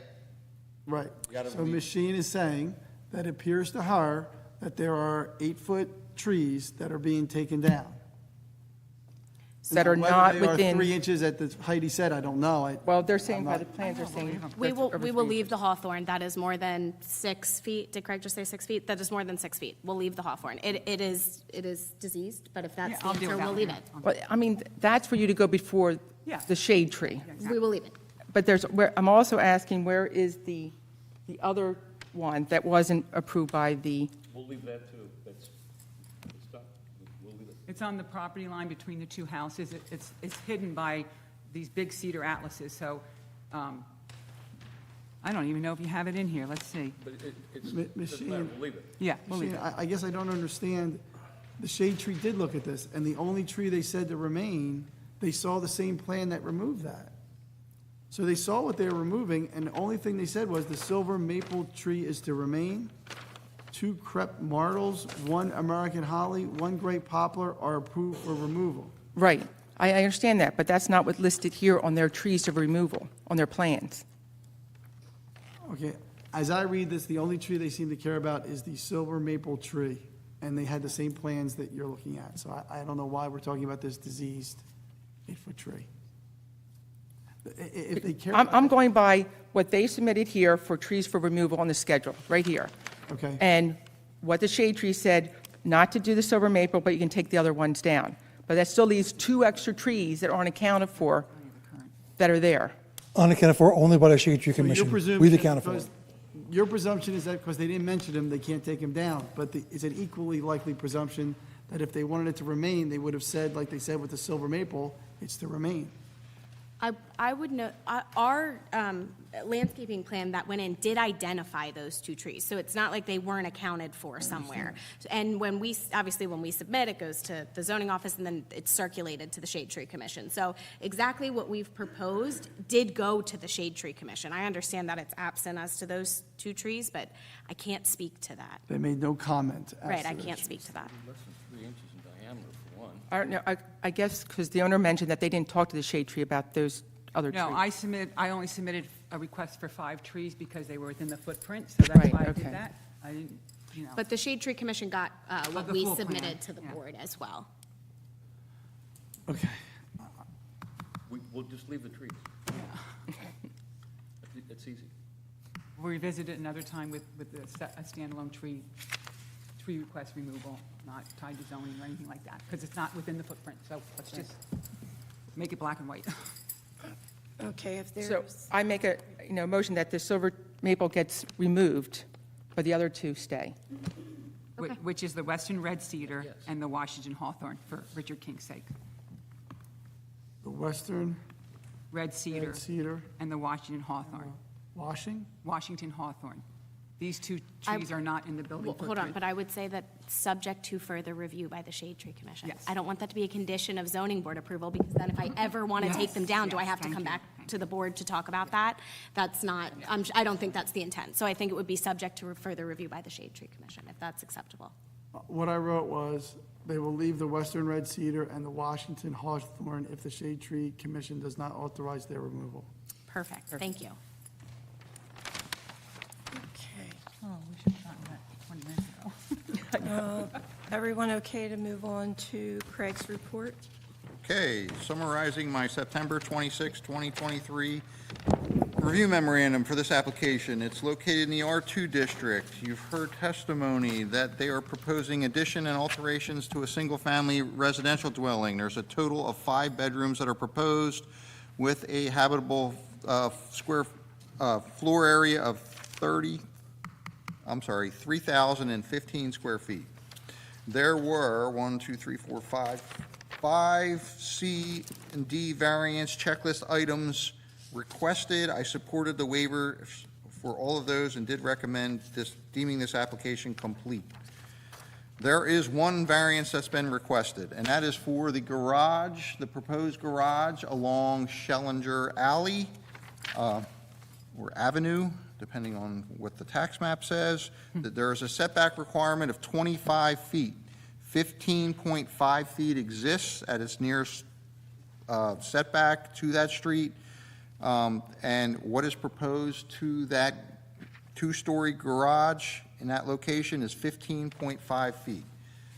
There are no other variances requested. The lot coverage is an existing non-conforming situation at 41.9%. The applicant is reducing that to 38.6%. The applicant is proposing an accessory shed. That complies with the zoning requirements. The applicant is proposing a swimming pool and jacuzzi or hot tub. That also conforms with the bulk and area requirements. So that's a summary of the variance. The general review comments on page 4 of 5 should be conditions of approval. 1 is our standard condition that they revise the zoning table consistent with the review comments. 2, we have reviewed a grading and drainage plan. That design is acceptable. The first part of that, item number 2, should be a condition of approval, and that saying that it must comply with the minimum stormwater management and grading requirements of Chapter 525. 3 is our standard condition that they have to have the pool safety fencing is required in accordance with the code. We've recommended 1 street tree be provided along Lafayette Street. I won't set off an avalanche with that one, but there's a street tree, and that goes in the right of way so that the city or the county controls that. Number 5, if there's any proposed pool lighting, it has to be submitted for review, or there has to be a note provided on the plan indicating that there's none proposed. 6 is our standard condition that the sidewalk's going to be replaced to the satisfaction of the board engineer. 7 is they have proposed an addition and relocation of a driveway curb cut, so as a condition of approval, that has to be approved by the superintendent of streets and roads and comply with the requirements for improvements within the city right away. 8 is our standard condition that they have to post an inspection escrow and tie that issuance of a certificate of occupancy to the acceptance of those improvements. 9 is our standard condition that they have to provide the required performance guarantee and inspection escrow.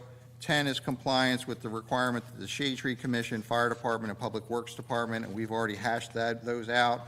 None of these, the Fire Department and Public Works Department have recommended approval with no comments. 11 is conditioned, any approval is conditioned on compliance with all other state, county, and local approvals. 12, Lafayette Street is a county right-of-way. Cape May County Planning Department is or may be required. I'm not going to say it's definitely required, but they should have at least a letter saying that they're from them. So if it's not required, we would like evidence of that. This project is located in a historic district, so HPC approval is required. They've indicated they got preliminary, but we need evidence of final. Finally, compliance with all applicable affordable housing requirements, and 15 is providing revised plans to address the conditions of approval and submit 6 sets of the compliance plan to the board engineer for review and approval. And I do believe we added 1 condition, which is compliance with the tree ordinance and the removal of the silver maple. I just have one clarification. The garage is not going to be a livable area, correct? No. And that was no? No. I just want to get it on the record. Yeah, no. Okay, if there's no more questions from the board, I have one question, Have Craig. one. The stormwater drain-off is going to run to the front of the property, but he testified that there's going to be a retaining wall directing it towards Skellinger. So there's a retaining wall, and I'll let Mr. Halberner correct me if because I don't have that plan out in front of me, but I believe there's a retaining wall that runs along the back portion of the sidelines of the property, and that there is a stormwater collection system that collects roof runoff and discharges anything additional that that system can't contain towards Schellinger. Did I get that right? You did. We Okay. have surface runoff being directed towards Schellinger. We're collecting rooftop runoff, recharging that, and the overflow from that would None of it goes towards every property, none of it goes towards Lafayette. Okay. Are there, I don't know if you know this, are there drains on Skellinger? Because usually I see there's flooding on that part, that's why I want to know if there's. There's drains there, but they're plugged. There's drains in the beginning of Schellinger and at the end of Schellinger. Okay. There's only 4 houses, it's a one-way street. That's why I was questioning if there was. But yeah, For and then water there's a to run drain off. at the end of our driveway as well. Okay, we'd like, do you have another question? Okay. We'll open this up to anyone within 200 feet of the property.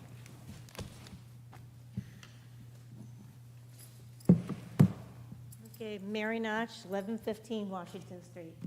And I basically support this applicant.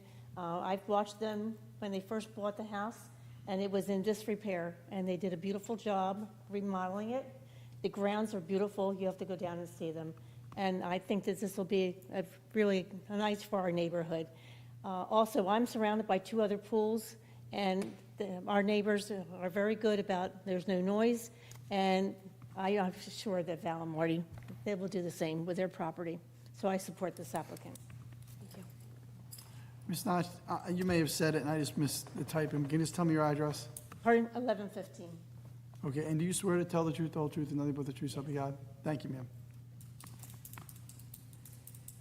Anyone else within 200 feet? Anyone beyond 200 feet? Closed to the public?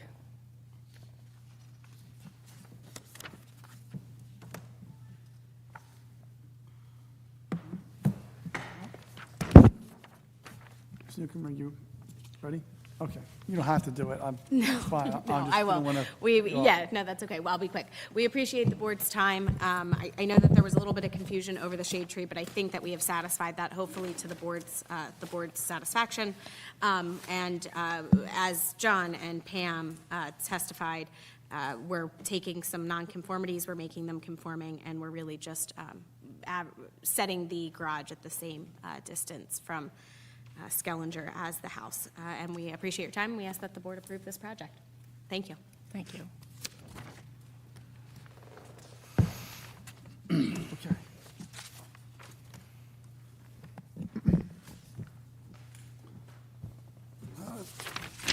The applicant is seeking variances for the garage. After all of that, I think the only real variance is the garage along Skellinger, which is the same distance from the road as the existing house. The house has been there for 150 years, so they're aligning a garage along a house, lining up with the 150-year-old house. So that is, I think they mentioned C1. It kind of is, it's an old house and it's already near Skellinger, but you don't really have to put a garage right against it, but I guess it's sort of a C1. But it's more of a C2. They're fixing up a historic house, and they are doing it in an area where they described a streetscape that seems consistent with the streetscape they're proposing. So I think they have presented purposes of zoning that are advanced by this application in terms of modernization, preservation of historic sites, and they've indicated the negative impact is mitigated by the existing structure and the structures around it. So there's sufficient evidence on the record to support the grant of the variance if you're so inclined. But of course, you're not obligated to grant it.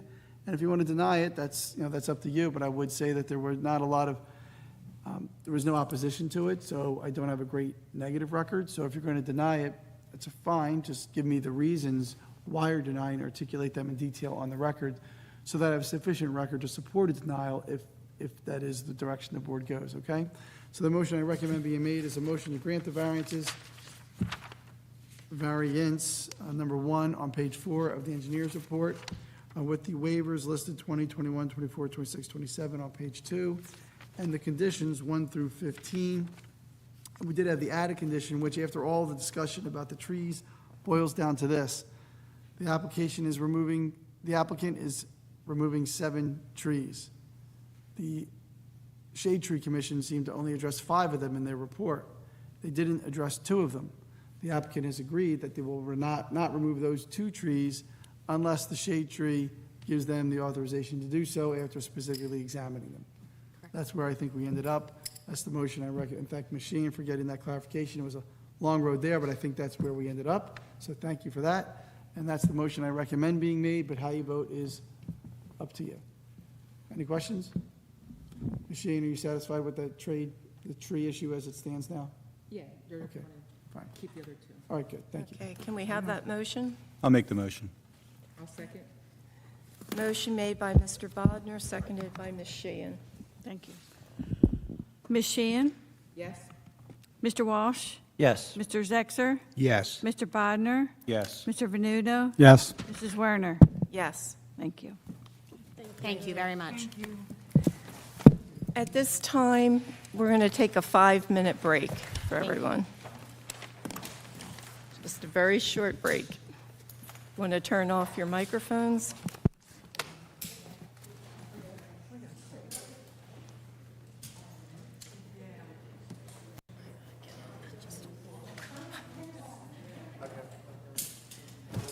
Well, how are you?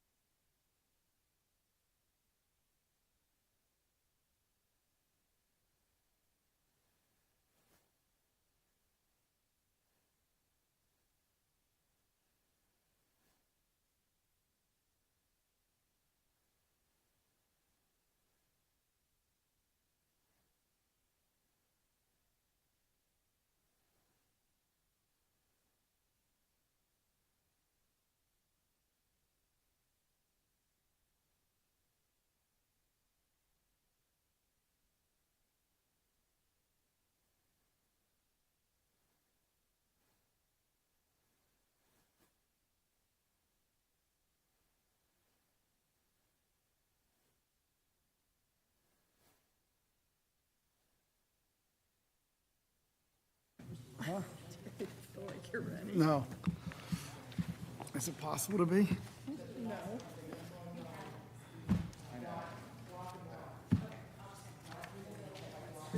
Stacy, that table, that was used for a review of an application before the planning board. Before the plan was filed, the tax assessor changed the lot. I'm talking about the lot. Okay. I'm just letting you know this. No doubt. Stacy, I have to call it back later. Get this all. Okay, you can turn your mics back on. Oh, you're here for something. I'm just hanging out with you guys tonight. I'm in it for the long haul. Okay. Back in Last one was the session. easy one.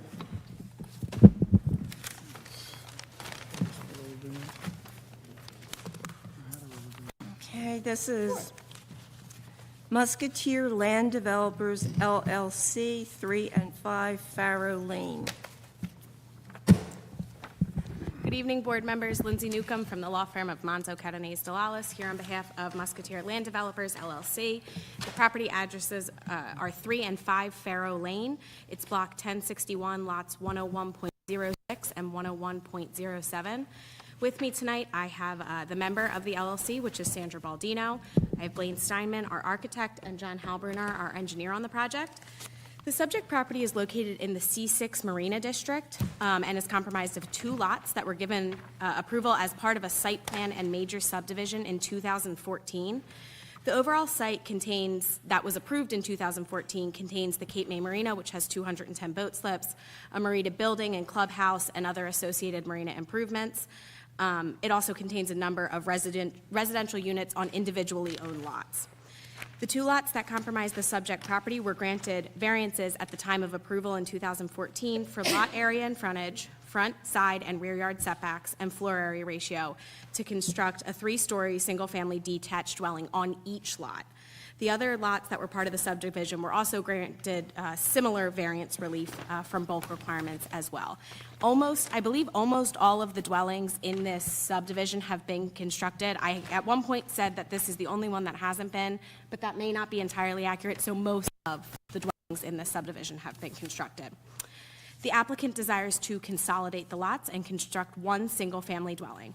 Although we're seeking variance relief from the bulk requirements from the C6 zoning district, the proposed development is actually fully conforming with the approvals that were given in 2014 and will obviously the neighborhood. Zoning has changed on the site, so the zoning requirements are different than what was previously looked at. Specifically, the applicant is seeking variance relief for rear yard setback of 4.2 where 25 feet is required. In the prior approvals, a rear yard setback of 0 feet was approved. Applicant is also seeking variance relief to permit 54.4% lot coverage where 45% is permitted, and a floor area ratio of 0.76 where a maximum of 0.4 is permitted. Floor area ratio of 0.94 on each lot was permitted when this was approved in 2014, and impervious coverage in 2014 was at 70%. So again, we are far under what was previously approved on these lots. However, they were proposed to be developed with a single family on each lot, and we're proposing one that spans across both. If our client wanted to right now, she could go in and pull building permits to build exactly what was approved in 2014.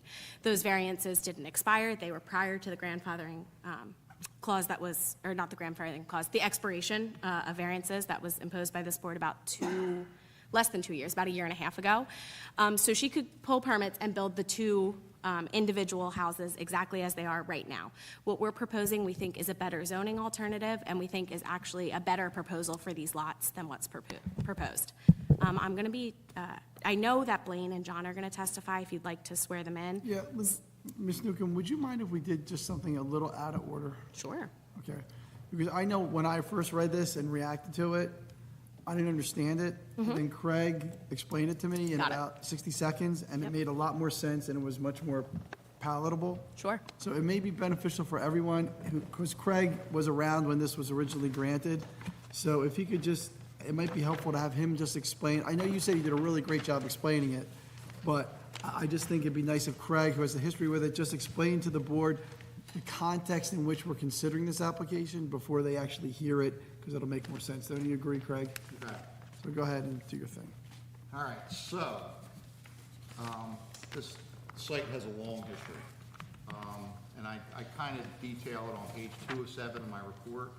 And the first one is the second paragraph. The former applicants, William and Pearl Kosas, received preliminary and final site plan approval and minor subdivision approval in December of 2004 for a proposed marina expansion, 28 residential attached units. So they were attached, they're side by sides, and some of those were built. So there was the total of 36 four-story semi-detached dwellings that were proposed.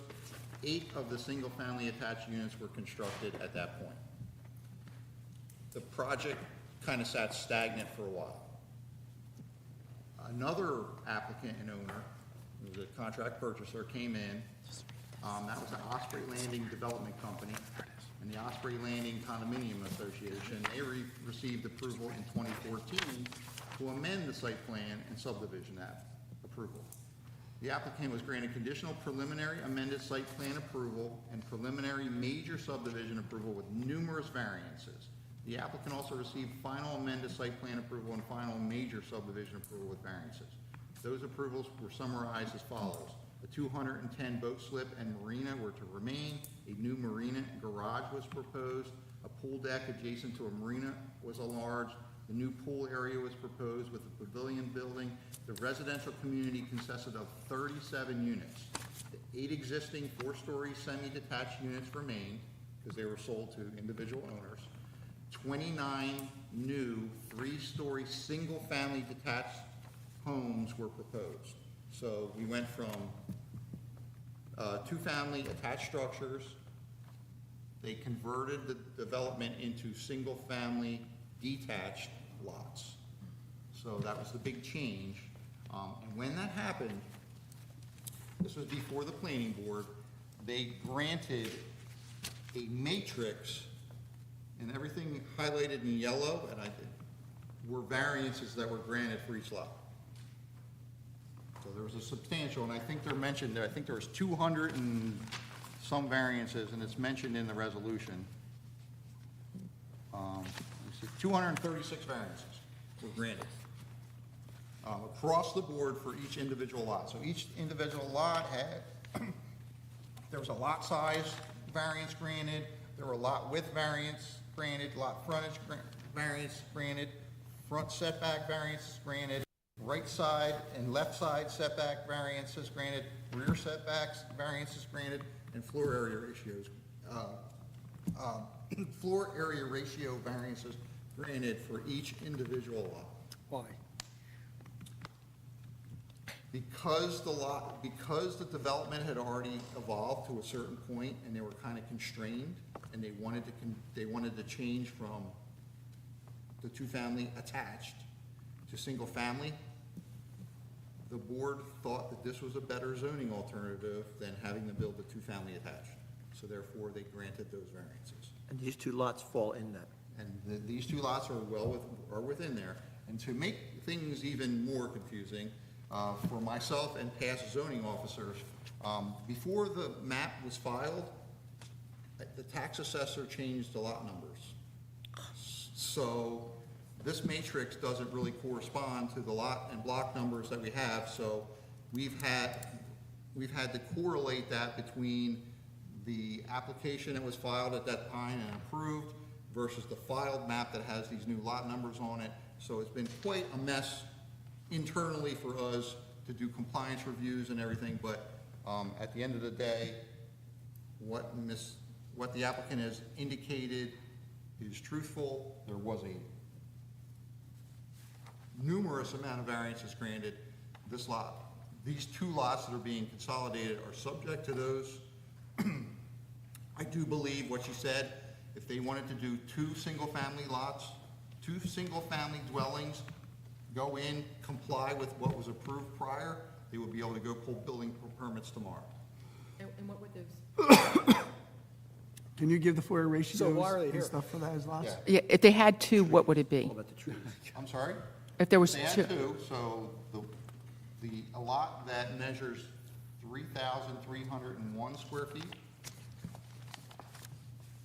has a lot width requirement of 30 feet, a lot frontage requirement of 40 feet, a front setback of 16 feet, a right side setback of 3 feet, a left side setback of 5 feet, a rear setback of 0, and a floor area ratio of 0.94.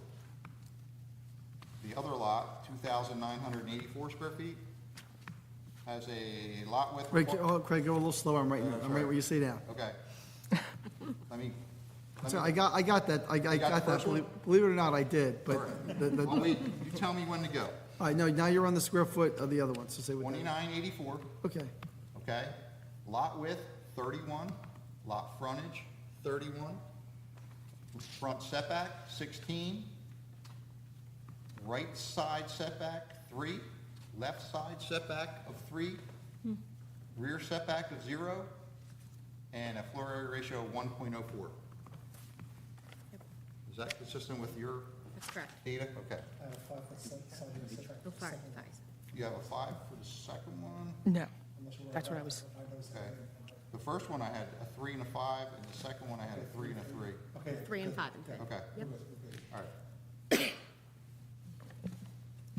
So, storied history, once again, before we had 0-foot setbacks between the two units, they kind of broke them apart, and to fit them all in and create adequate light, air, and open space, the planning board approved those variances.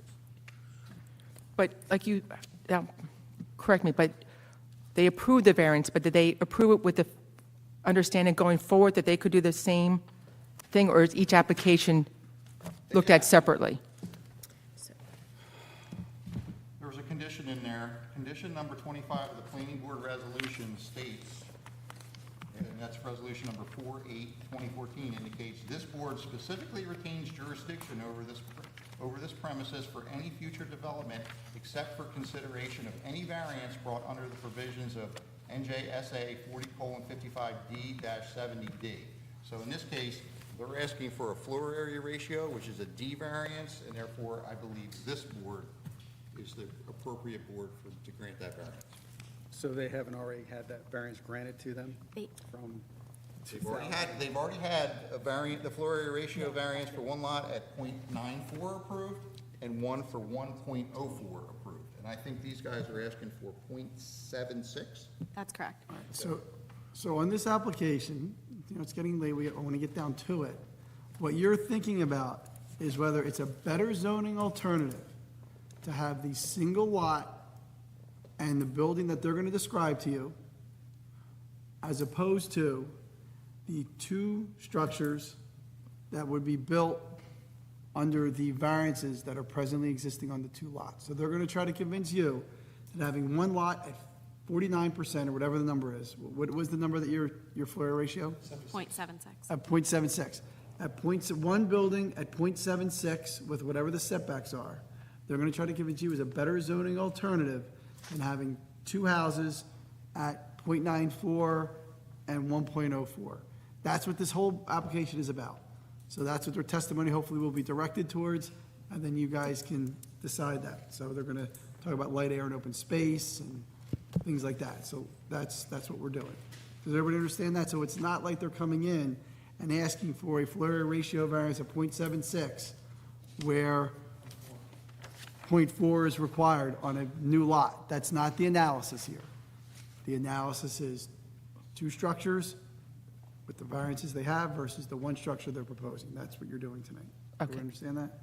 This was 2014. Something's changed, somebody said something has changed since then.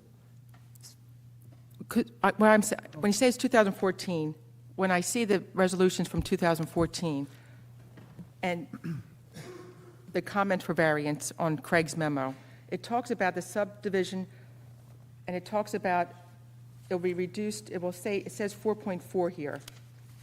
Here, Craig, read what you wrote so you can explain. What is this? That's your memo. January 17th, 2014. So this is my review memo back at that time. What is that? Where is that coming from? I don't know. because it was referencing it, so I had to pull it up to understand. Mark it as an exhibit. January 7th. Hold on, wait, hold on. We got to talk about this. Hold on. This is like a new document. This isn't in your application. This No. is the engineer's review letter. Yes. That you requested from the zoning officer? Yes. Okay. It was talked about in their application, I understand. and I couldn't understand What it. does it say in the application about it? Nothing. No, it talks about the in the prior- she means 2014 the prior- resolution. I get what you're saying. Read the prior resolutions in here somewhere.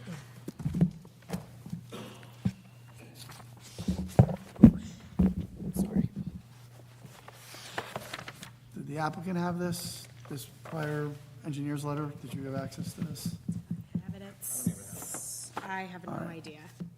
Can we show that to Ms. Newcomb before we start putting in evidence? She should at least get to see what it is and then decide if she wants to object to it.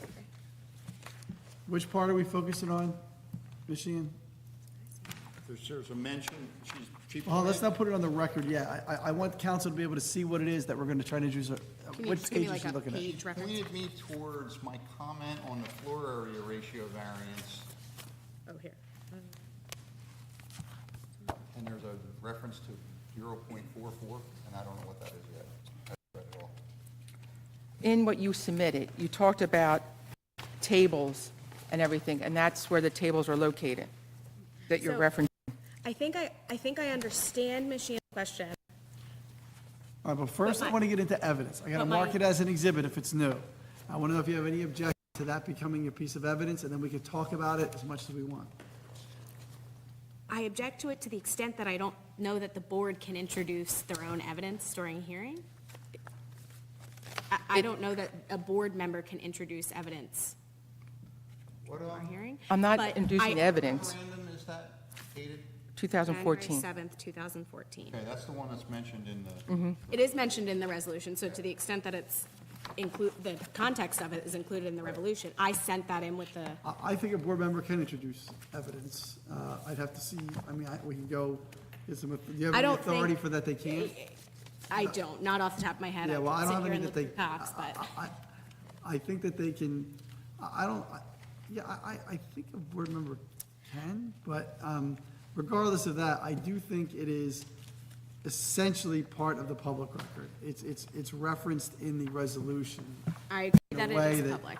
Well, and we can preserve our objection for the record, but I think that if you decide to let it in, I'm gonna, okay, they object, I'm gonna recommend that you consider it over the objection, and let's, that way Machine can get her question answered. I don't know what the question was. so- Well, Oh, I'm sorry, you probably. Go back to the question?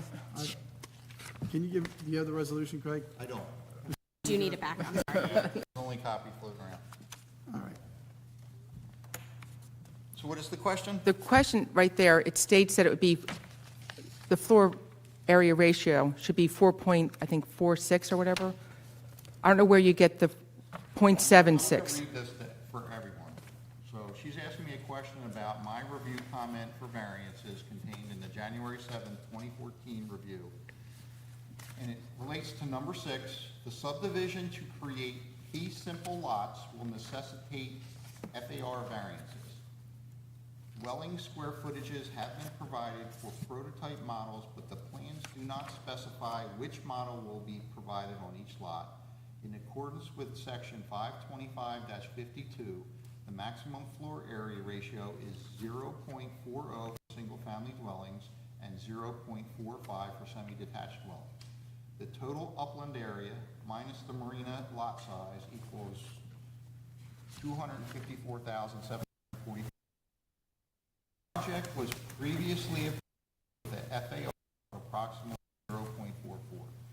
It should be noted that the applicant indicated that the total floor area is being reduced from 111,600 square feet approved to 106,561 proposed. Using the same methodology, FAR is being reduced to 0.418. So this was a overall area analysis for the FAR for the site wide. So initially, this thing was proposed, and they weren't individual lots. There was a big condo association that was proposed. The modification, when the Osprey Landing guys came in, they said, we want fee simple lots. So this was initially approved with a FAR of, what'd I say, 0.44? And that was for the whole entire project, and I think the marina area was accepted out. So I took that same methodology, and they reduced the total floor area, and we applied that, and we got, so they were reduced, it went from 0.44 to 0.418. And then, at that point, variances were granted for all lots during preliminary approval. Variances are required for reconfigured units 15 through 18 and 23. So this was a modification. I think that 2013 it was originally approved, but there was, so what I'm saying is there was originally how this thing was approved was total site, all the lots that are included. There's marina lots, there's wetlands lots, etc. When these guys came in and said, we want fee simple lots, now that FAR that was approved had to be converted over to these individual lots. And that's why the board said, okay, we're gonna let you do these where FAR is only allowed 0.40 for a single family dwelling, we're gonna approve it at 0.65, 1.03, 1.67, depending on the lot. I don't think much changed, except for the fact that they were individual fee simple lots, and we had to convert the previous approval to this. I'm pretty sure that's what happened. You know, I don't have the whole file to go through, and this kind of sprung on me, but based on that review memo, I think that's the question you asked. Does that make sense? Does that answer your question? I think so. And then, so your chart there is what was approved. This is when the fee simple lots were applied for, and this is how the planning board dealt with them, and they approved these variances. Okay. I just want to add to our prior discussion, the prior resolution in 2014 contained this line as evidence. The most recent memorandum of Craig R. Hurlis, Board Engineer, dated January 7, 2014, is included by this reference as if set forth at length. So admitting that as evidence, I don't think is prejudicial because it's Part of that incorporated by reference in the resolution. But can we mark that A1? We can't disagree. Karen has it. All right, go ahead. Okay, where are we? You were having Craig explained Craig. to the board before I All went. right, But so- if Craig's done, I'm happy to And then I explained to start. everyone, so what you're doing is comparing what they're proposing with what was approved. Is it better to have these two houses with the floor area ratios that are approved in the variance? Or is it better to have this single house for the reasons they're gonna explain to you and say that this is a better zoning alternative? Can I ask a question? Hopefully, the evidence will focus on I'm that. sorry, if I could ask a question. So the variances that were granted, there were 23 variances that were granted before, is that correct? 200 and, 200 some? what was it in the resolution, 237 or something like that? And obviously, they're referenced in the resolution. Craig, I guess my question is, the matrix that you have right now, and I know you went through some of them, it grants what they're actually permitted to do right now. I know we're going to be hearing an application for them to do something different. Rather, to be able to know exactly what they are permitted to do right now, is it possible for us to get a copy of that matrix that you have so we can compare it? To me, it's the same as having what the zoning ordinance is, so we have some. To you, as I understand it, and I tried to write down the important stuff, on the one lot, they can have a front setback of 16, size of 3 and 5, a rear of 0, and an FAR of 0.94. Rich. That's the stuff that I think is important, right? I apologize, just to interject. John, John will go through that, but two, it is on John's plan in, I think it's on the first page in his table. There is what we're proposing, what is permitted in the C6 district, and then what was previously approved. So if you look at that table, John will testify to all of that, but it'll put it right in front of you as well, which I think is helpful. Why don't we have John testify to that and get ourselves moving along? Would you do All right. that? Would you mind? Is that okay? Or you do it in your order? It's your application. That's absolutely fine. We Unless you have can. something else planned. No, that's okay. Blaine, I don't think you swore them in yet. All right, gentlemen, and Ms. Baldino. Baldino? Baldino. Would, Craig, remains under oath. Would the three of you please raise your right hand? Do each of you swear to tell the truth, the whole truth, and the truth, so help you God? Yes. Okay, and Ms. Newcomb, you do it any order, you call your witnesses, whatever you want to do. I just wanted to get to your testimony. Get moving, Whatever got you it. wanna do. Okay, so I think that we will, since we're kind of talking about the more technical aspects of this, Blaine will come and show you the plan and the architectural renderings and the layout after, but we'll start with John because we're kind of there anyway, and I think that this hopefully will address some of the questions that the board was just asking. John just testified and was accepted as an expert, so I'm assuming that's acceptable. John, Craig just went through the prior approvals for the property, but can you briefly, in your words, go through them again, just related to the importance of this site and this project? I will, and I'm going to add two pieces of information he did not address, but I think are germane, and that is each of the approved single-family homes, as per that 2014 approval, was for a three-story, four-bedroom home. The lot geometry he described is entirely accurate and consistent with our findings. Lot 101.06, the larger of the two lots, 3,303 square feet. Lot 101.07, slightly smaller, 2,984 square feet. Front yard setbacks allowed for both lots was 16 feet. Rear yard setback for both lots was 0 feet. The side yard setback for the larger lot was 3 foot on one side, 5 feet on the other. And for the smaller lot, 3 foot on each side. The floor area ratio permitted for the larger lot was 0.94. The floor area ratio for the larger lot was 1.04. Now, going forward, I'm going to talk about the two of those lots combined. If I take the floor area ratio, 0.94 and 1.04, and reverse math that, the resulting floor area ratio for both buildings, as if they're on one lot, would be 0.99. So the number you should be comparing for floor area ratio, what I'll call the by right alternative, is 0.99. That's the amount of floor area that would exist, both houses built on this lot. Similarly, and this will be germane, while it wasn't an ordinance requirement, if you look at the aggregate side yard setback, 3 plus 5, 3 plus 3, the total of 14 feet of side yard setback. I want you to remember that number, and I'll remind you of it, because we're going to demonstrate that the aggregate side yard setback by our development is increased by some 35%. I'm going to demonstrate to you that our floor area ratio is reduced to about 0.76%. So the building got smaller, the side yards got bigger as a result of the vote that we will be proposing to you. But I've just affirmed all the numbers that Craig mentioned from his 2014 report, and I've added the fact that each of the houses that was approved was 3 stories, 4 bedrooms.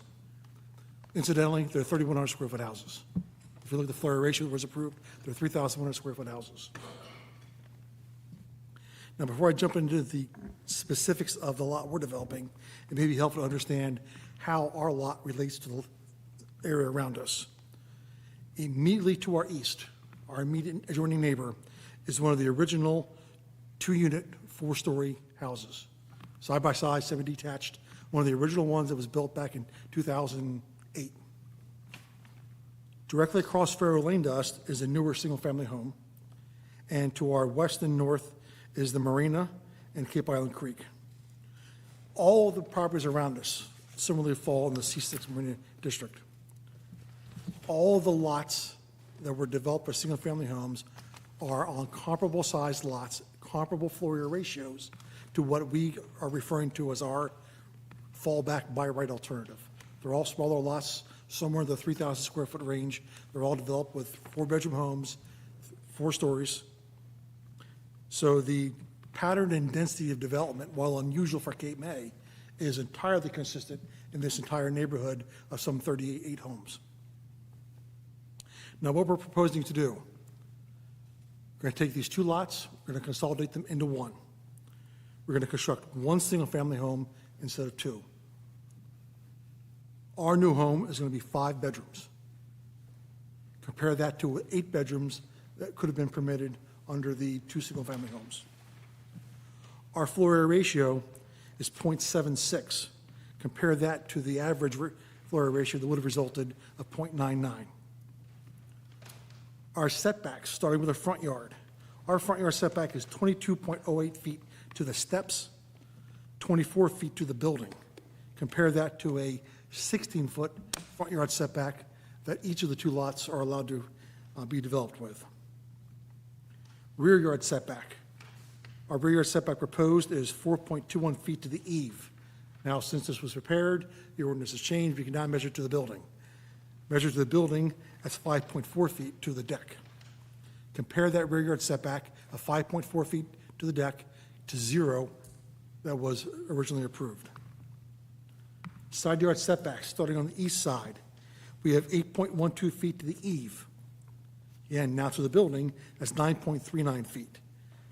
Compare that side yard setback of 3 feet that was permitted under the original single-family home on the east side. 9.39 feet versus 3. Flipping now to the west side, the side that faces the marina. There was a 5-foot setback required or allowed under the original development. We are 8 feet to the eave or 9.47 feet to the building. So we're almost double the side yard setback on the west side.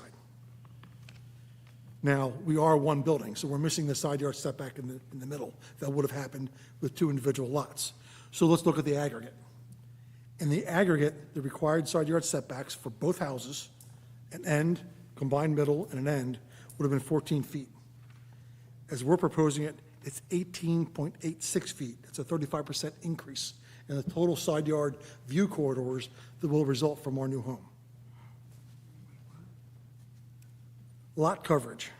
Robert, can you just back up to that for 1 second? Absolutely. I'm trying to write this down as you go, but I had cheated and looked. You just said a number that was, I had combined 16 feet because I saw an 8.12 and 8.0, but I must be looking at it wrong. Well, what you're looking at is what's presented on plan, I'm throwing you a curveball, is taken to the eave. What we now take setbacks to is to the building.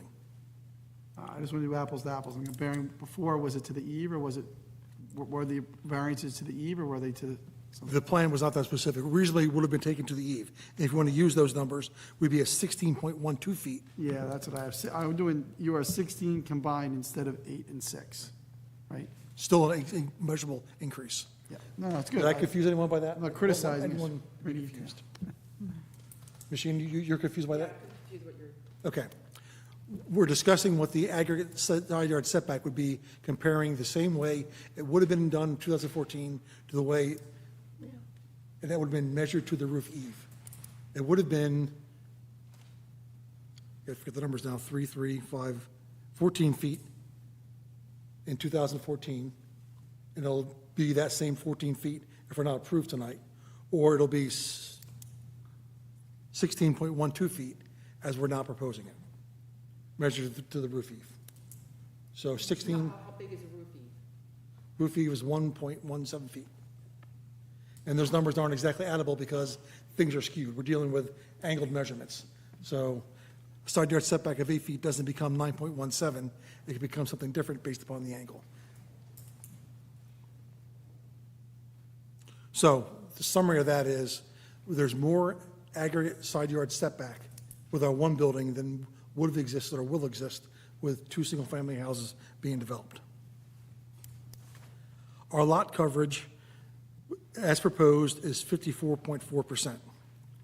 The allowable coverage at the time the ordinance or this 2014 approval was granted was 70%. I didn't see anything in the resolution that told me what the actual impervious coverage was on these 2 lots. So I can't give you a direct comparison beyond saying that 70% was the allowable impervious coverage in 2014. Now we call it lot coverage, and we're at 54.4%.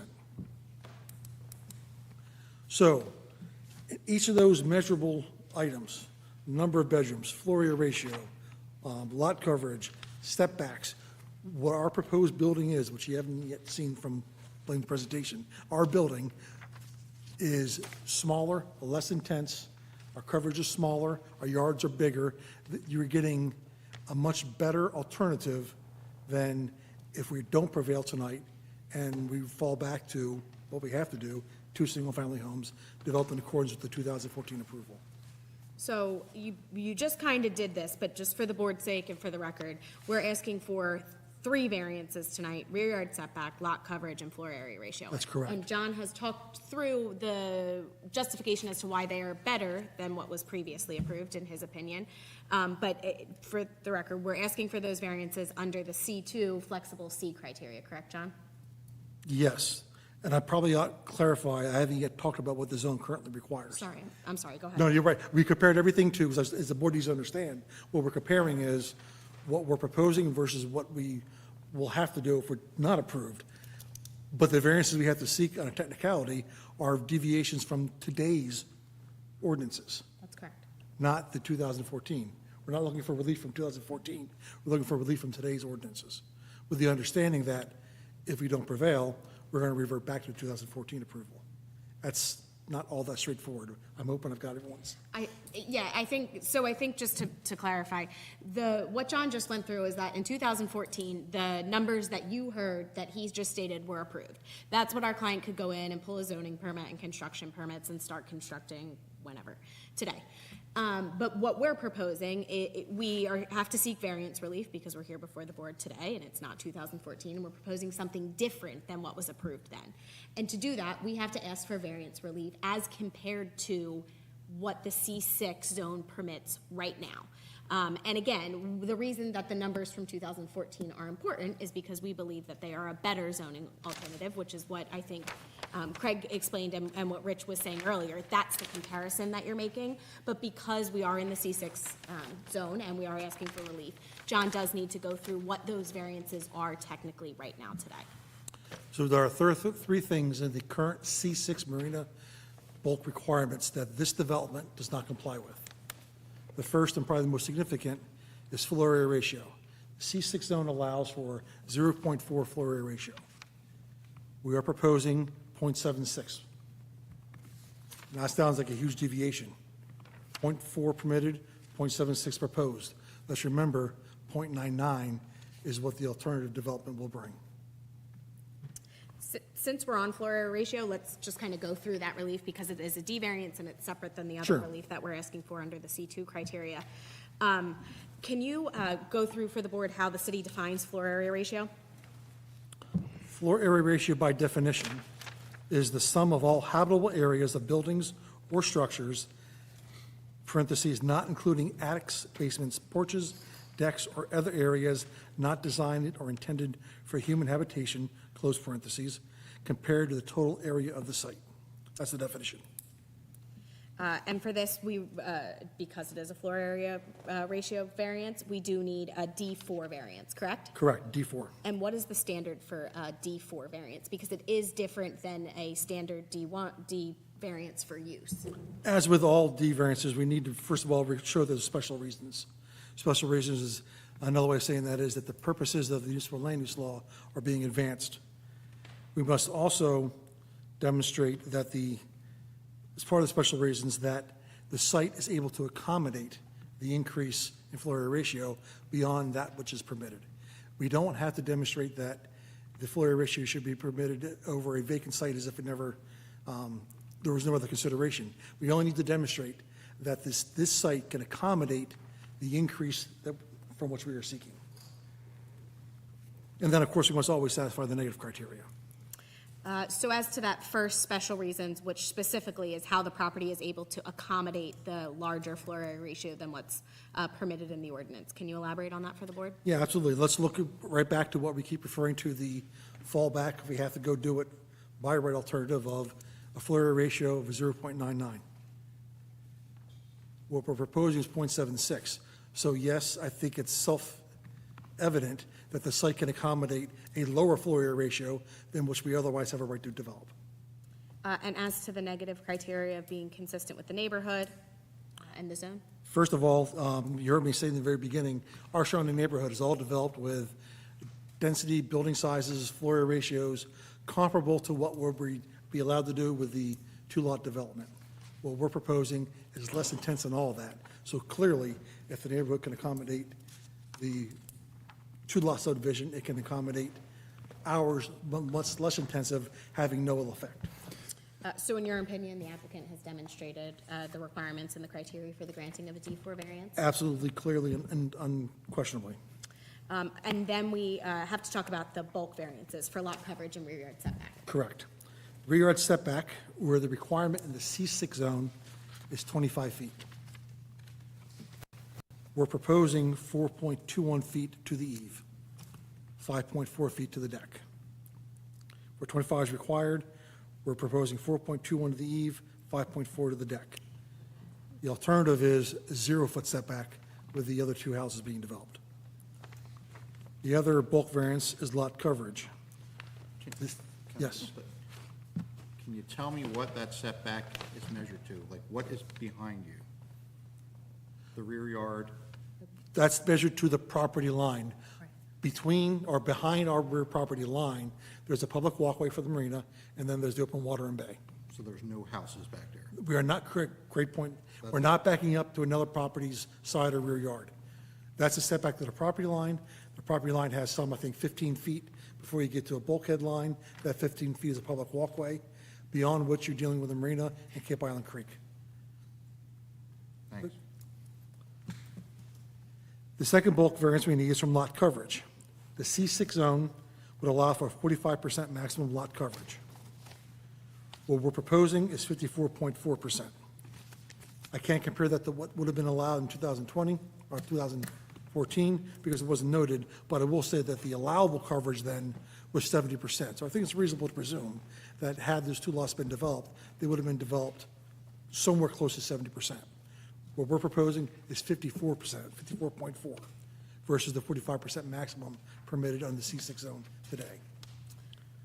And variance relief is requested under the C2 criteria, the flexible ST standard. Can you go through that for the board as well as to how the applicant meets it? Absolutely.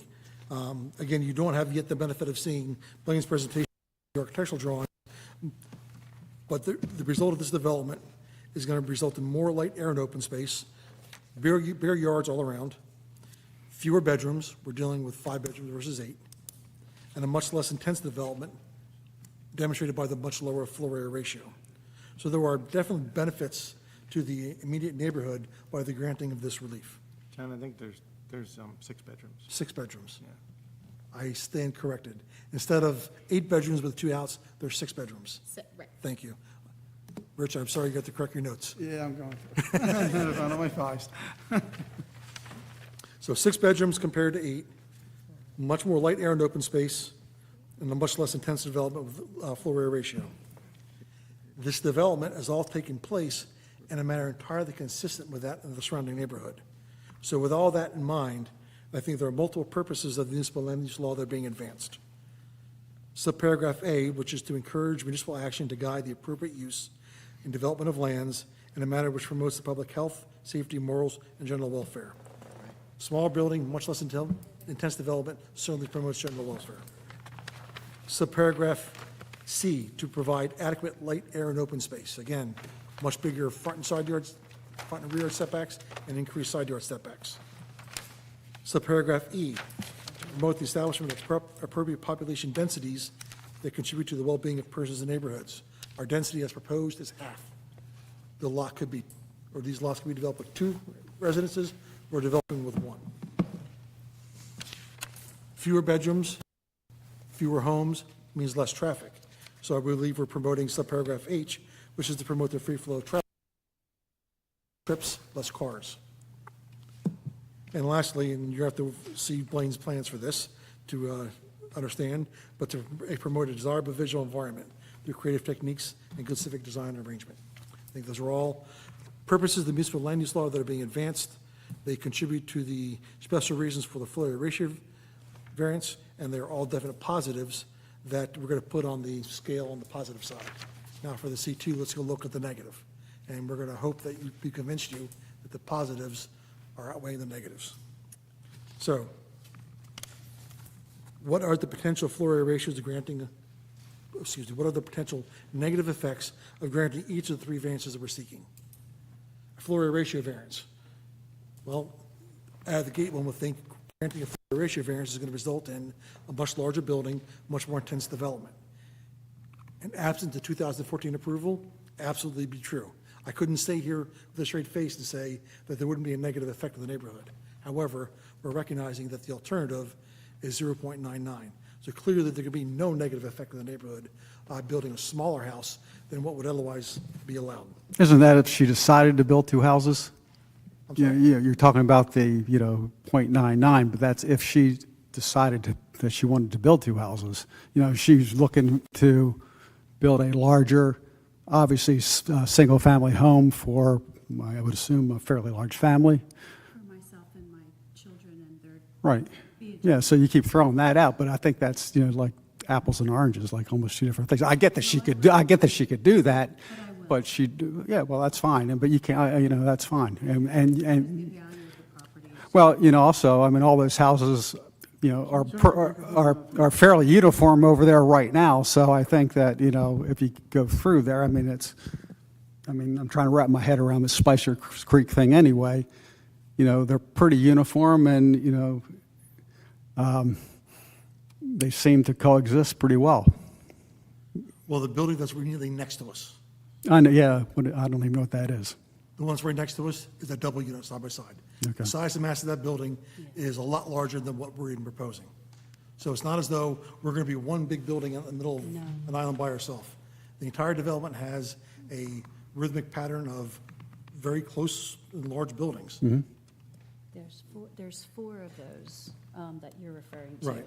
Yes, One is right there's next to eight- us. Yes. So when you look at our streetscape, we're more closely approximating the building right next to us. So there certainly can't be a deleterious effect to the streetscape by doing the one smaller building that we're proposing versus the two buildings that, I never want to sound this like it's a threat. I promise you, we're not trying to use this as a hammer or a threat. They're faced with an alternative, and what's the better alternative? From a zoning perspective, is it a better zoning alternative to allow what is done as a matter of right compared to what we're proposing? And I think very clearly, what we're demonstrating is that this is a much better zoning alternative than what is otherwise allowed. Than what's allowed, right. So I talked about the potential negative effect of floor area ratio. The potential negative effect of rear yard step back is difficulty getting emergency personnel in and around properties. It's less light air and open space, and a perception of congestion. Those are all the negative things that may normally come about by a rear yard step back variance. In our case, we're providing significantly more rear yard step back than what is otherwise going to be allowed for the zone. It's a better zoning alternative. And lastly, if you look at lot coverage is meant to control the size, mass, and intensity of a development. What we're developing is entirely consistent with the neighborhood, and it's far better than what was previously approved and can be developed. So the potential negative effects that might normally come from granting these variances is mitigated, if not negated, by what we're proposing to do. So for those reasons, I believe very convincingly, the negative criteria has been satisfied. If you look at that scale, the positives we talked about far, far outweigh the detriments. And for that reason, I believe the variances can be granted. I think it's important to keep in mind that the reason we keep talking about these other properties is, or these other approved buildings on these lots, is because of what Rich said at the beginning, which is we're weighing zoning alternatives. This is what our client desires to build there, right? We're asking for permission to build the single-family home that was not previously approved. That's why we're before this board. That's what we're asking for. But it's important when we are weighing which one is more appropriately zoned, that we understand what could be built there. And I think that that's why John's testimony was so focused on that analysis. And unless anybody has any other questions for John right this second, we'll go to Blaine's plans, which we keep talking about.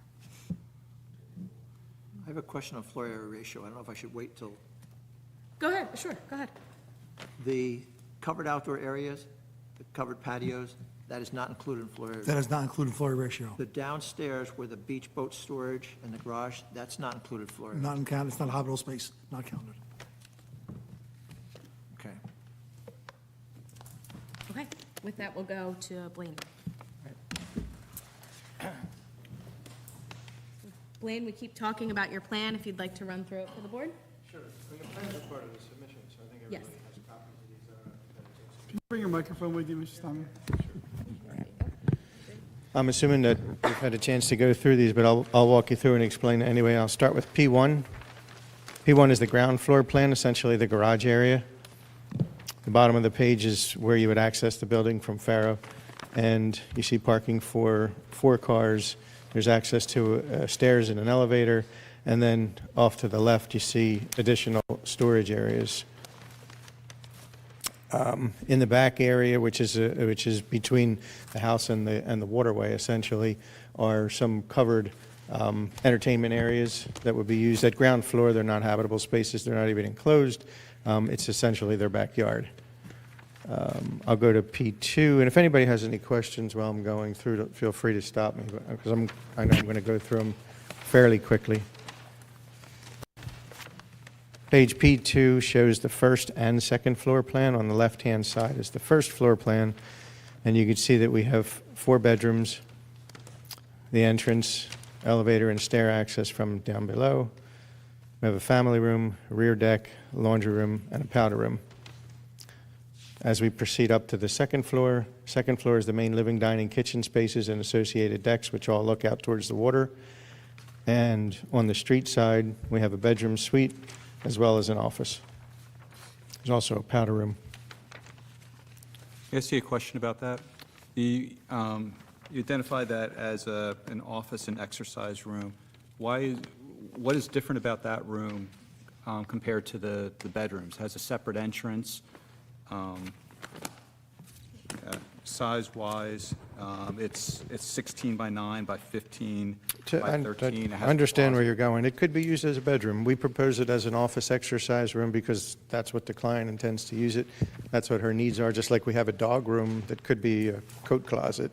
The plans that were approved, I guess I should say, and I know I'm kind of going out on a limb here because I know they weren't specifically tied to plans, but there were prototype plans submitted, and John testified that they were 4-bedroom plans. They also showed a den, which was like an office, just right, which obviously could be used as a bedroom. I'm not saying they're 5-bedroom houses. I'm just making you aware of that. She truly intends to use this house for family use, and she truly intends to use that as an office, so that's how we put it. Okay, I understand, but I just wanted, you identify, looking at the plans, you identify 5 bedrooms. I think you said there's a 6th. I gather that's the bunk room, because the bunk room, correct, well, it's identified, it's a bunk room. Yep. And then well, just the bunks looking are, at the plan, the bunk room I as I consider said, a other bedroom. than simply calling it an office, there's really no difference in that from any other rooms. So technically, I mean, I understand what is being described as the use, but isn't this really a 7-bedroom house, I guess is my question. For parking issues. Parking issues, even if it was a 7-bedroom house, we have more than enough. At the 7th bedroom, it triggers an additional required parking space in accordance with the RSIS, which would make the requirement 4 instead of 3, and they're showing more than 4 on the plan, so I don't see parking as being an issue. We have 4 in the garage and 2 in front, so we have 6 on site and room for more. As we go up to that was basically the second floor. So second floor is the main living spaces, living, dining, kitchen, associated decks, and all looking out to the water.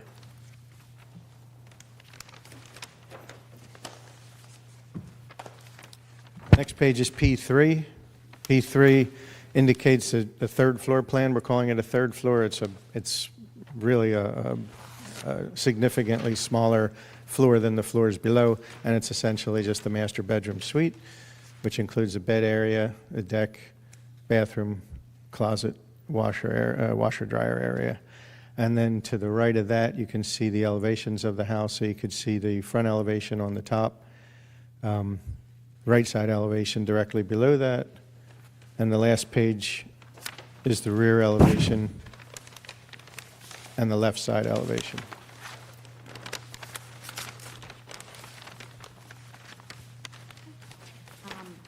If the board has any questions for John or Blaine, obviously they're available, and Sandra is available as well if there are any questions. Sorry to do another floor area ratio. On any of the screen porches, any of the decks on the 2nd or 3rd floor are not included? They have to be handled, like heated. Has to be a heated area? Yeah, that's But a good guide, screen- is if you heat it. Okay. Right, Craig? Finished enclosed habitable area, yes. I just have a question about, I see the bulkhead easement. So everything for the setbacks takes into consideration the bulkhead? Is that right? None of the improvements encroach into that easement, correct? No, my question was, they all, for setback numbers, they take into account the width of that bulkhead, or the bulkhead easement, right? Setback numbers are taken to the property line. Setback numbers are not taken to the easement. So in other words, it includes, your setback includes that easement? Yes. That's all I'm asking.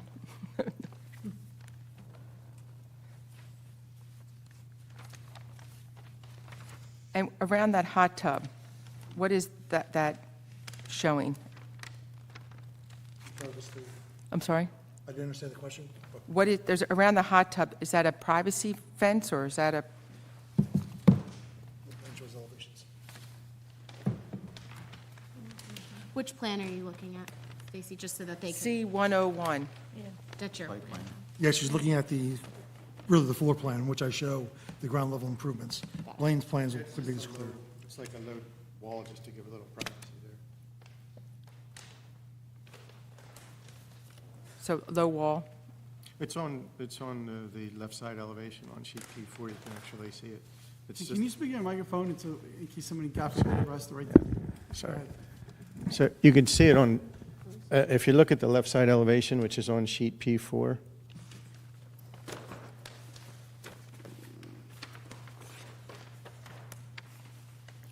The hot tub area on the left side elevation, which is on the bottom drawing, and you can actually see right above the word left side elevation, that outside area, and you can see just basically a low wall that really contains the hot tub.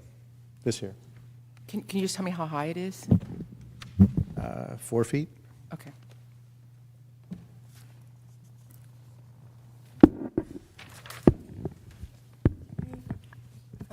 Craig, you want to go through your? you guys done? We are. We'll provide a summary after public, but yes, we are. Can I ask a question about the hot tub, though? Does that have to be enclosed like a pool? Or can it be on the one side? With a You're asking me, wall? sorry. Yeah, I'm sorry, yeah. Say that again? The hot tub, you have like a wall on the one side. Okay. Is that the same as like a pool? Does there have to be a fencing around it, or can it be open like that? I can answer that. Construction code question, you probably deal with that more than I do. Hot tubs are allowed to not be enclosed with a safety barrier fence if they have a cover that satisfies the safety requirements. Also, in the bylaws for your HOA says no fences are allowed and no above-ground pools. So, But there's the dog's room. There's bylaws. None of those are zoning considerations, just so you know. Okay. They're construction codes considerations, and the HOA rules are the HOA rules, so. okay. All right, I'm going to roll. Is that all right? Everybody good? Yes. I guess, All right. they put it in here, that's why I thought it was part It's of not it. wrong for you to say it. I just Okay. have to instruct everybody. They may not know as much as you do, that I don't want someone to Well, deny no, it. I was just reading it. I understand. It's fine that you said it. I'm not criticizing you saying it. I just don't want there to be a decision, and then someone says later that you denied it because the HOA rules. So I just want to make clear that we don't enforce the HOA rules. We do the zoning stuff. That's all, but it's fine to say it and to ask questions about it. No issue with that, but my job is to make sure that our decisions are based on things we're allowed to decide on, and construction code rules, we don't decide. HOA things, we don't decide. We just do zoning, so that's okay. Just all legitimate questions and inquiries. Great, Craig. All right, I'm summarizing my August 17th, 2023 review memorandum. This project is located in the C6 Marina District. I think when we started out, I kind of went through and kind of gave you the history, so I'm not going to rehash that. And I also talked about how there was a condition in there that said the planning board would retain jurisdiction over any future applications unless it was a D variance. And in this case, we have a D variance, so I think this is the appropriate board. So it's my planning opinion on that. Move on to completeness review. They requested waivers from items 2, 23, 24, 25, 27, and 29 based on the nature of this application and the completeness of the improvements that surround them. I did support those waivers and did recommend deeming this application complete. With regards to the review of the variances that have been requested, there are 3. The first one is a rear yard of 25 feet. 4.21 is proposed to the nearest eave, I believe is what the applicant testified to. And I asked a question of the applicant, so that backyard is not backing up to another dwelling or yard, it's backing up to Cape Island Creek, so it's not really impacting anyone. The lot coverage requirement, 45% is required for single-family dwellings. This development was originally approved with a 70% lot coverage because they were single-family attached. And that, based on the code requirement, our lot coverage changes based on the use. So single-family detached has a lot coverage requirement of 45%. Semi-detached has a lot coverage requirement of 70%. All other uses has a lot coverage of 70%. So their next-door neighbor is already developed, two-family attached at 70%. So, it reverts back to the C6, so it's a technical variance, but 45% is the maximum permitted in the zone, 54.4% is proposed. It should be noted that all of the stormwater improvements have been put in with the original development. They all accounted for lot coverage of 70% for the entire development. So I don't think there's any adverse impacts with regards to drainage or anything like that. Okay? Floor area ratio. 0.40 is the maximum permitted for single-family dwellings citywide, unless, depending on the zone. 0.76, I think the applicant has indicated that the average between the two that was originally approved is 0.99, and I think Mr. King sort of said, it's not 0.4 versus the 0.76. Is this a better zoning alternative to develop this with one structure at 0.76 floor area ratio versus two at 0.94 and 1.04?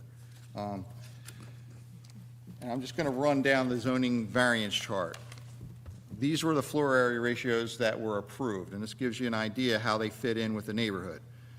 0.65, 1.03, 1.67, 1.65, 0.89, 0.86, 0.93, 1.12, 1.08, 1.08, 1.08, 1.08, 1.08, 0.97, 0.73, 0.83, 1.03, 104, 1.69, 106, 0.86, 0.99, 0.57, 0.71, 0.94, 0.98, 0.90, 0.97, 0.96, 1.07, 1.74, 1.67, 1.8.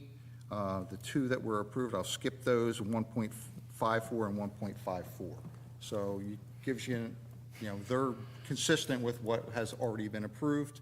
I think the Coventry Square versus Westwood Zoning Board of Adjustment decision controls here, and the applicant must show that the site will accommodate the problems associated with floor area larger than that permitted by the ordinance. So the massing of the site, is it providing adequate light, air, and open space? And I think Mr. Halbrenner has testified that this is an improvement over what was originally approved. Is there adequate parking? Is there more bedrooms in here? Is there adequate parking? We've already discussed that. They're satisfied the parking requirement, and whether there's 6 or 7 bedrooms, they have adequate parking on site. Stormwater, I've already testified to that. This was approved, this system was already designed at a coverage of 70%. So the massing of the site and the coverage of 54.4%, I think is what it was, does not adversely impact those. So I can't think of any negative impacts where this site is not accommodating that additional floor area ratio. So that's my testimony with regards to the variances. One is just general information. I think this was originally filed as a planning board application, and we've redirected them to the zoning board because of the D variance. 2 is a request. General review comment number 2 is a request to indicate 6 bedrooms as shown on the architectural plans and the parking calculations revised accordingly on the plans. I think are we 6 or 7 bedrooms now? You want to call 7 because of the? I would err on the side of conservating Has a bathroom and and a saying closet. 7 and making sure the parking calculations comply. I don't see there being any issue there, but the plan should reflect how many bedrooms there are. 3, there is a consolidation of lots, so we would need evidence of that consolidation provided as a condition of approval. Item number 4 is compliance with the, for the new construction, complying with the flood damage protection code. There are easements that are located on the lots. Those, so there's a 10-foot wide water main easement that's located across the lot. The easement documents must be provided for review. The applicant should be responsible for repair of any improvements in the easement should repair or replacement be required. So I don't know who that easement's in favor of. It's usually the city for the water. So revised easement documents may be required, satisfactory to the city, sewer and water department, or the governing body, whoever that may entail. So that should be a condition of approval. 6, the building height should be measured from the mean level of the crown of the road or from elevation 10, whichever is greater. The applicant should verify the proposed building conform to the maximum building height. The level of the lowest floor shall not be lower than elevation 9.5 in the 88 datum. Proposed dimensions must be added to the architectural plans measured from the correct datum. So that's just a compliance issue. They show that. I don't believe that they're proposing on exceeding the building heights, but we have to verify that on the plans. 7 is our standard condition that they have to comply with the minimum stormwater management and grading requirements. That's new since the development was approved. Okay, 8, the applicant has provided a grading and drainage plan that includes the stormwater recharge systems. We found that that grading information is satisfactory. Runoff must be directed towards the front of the lot, not abutting properties. Should the grading or drainage improvements change stormwater runoff patterns, a revised grading and drainage plan should be required and submitted for review and approval by the board engineer. 9, the new driveway is proposed at the location of an inlet, so there needs to be some revisions to the plan to accommodate that or convert that inlet to something that can accommodate that. It appears that there was so the plan should be revised to accommodate that inlet. And a disturbance plan to the Faro Lane Cartway should be noted for review and approval. Those streets have been accepted by the city, so they are public streets. 10 is our standard condition that there has to be a landscaping plan. We found it acceptable, but ultimately has to be approved by the zoning official. 11, the city sewer and water department have to approve the connections for the new dwelling. So that information has to be provided on the plan and evidence of that approval submitted.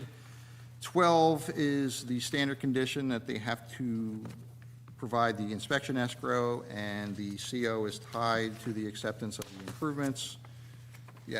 13 is our standard condition that they comply with the Cape May Fire Department, Police Department, Public Works Department, Environmental Commission, if they submitted anything, and the Shade Tree Commission.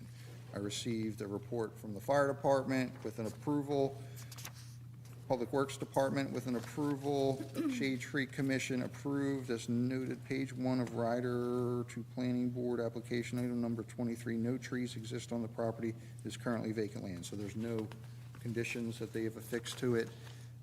So, okay, 14, approval condition on all other state, county, and local approvals. 15, this project is located within the historic district, HPC approval is required. 16, they have to comply with the applicable affordable housing requirements.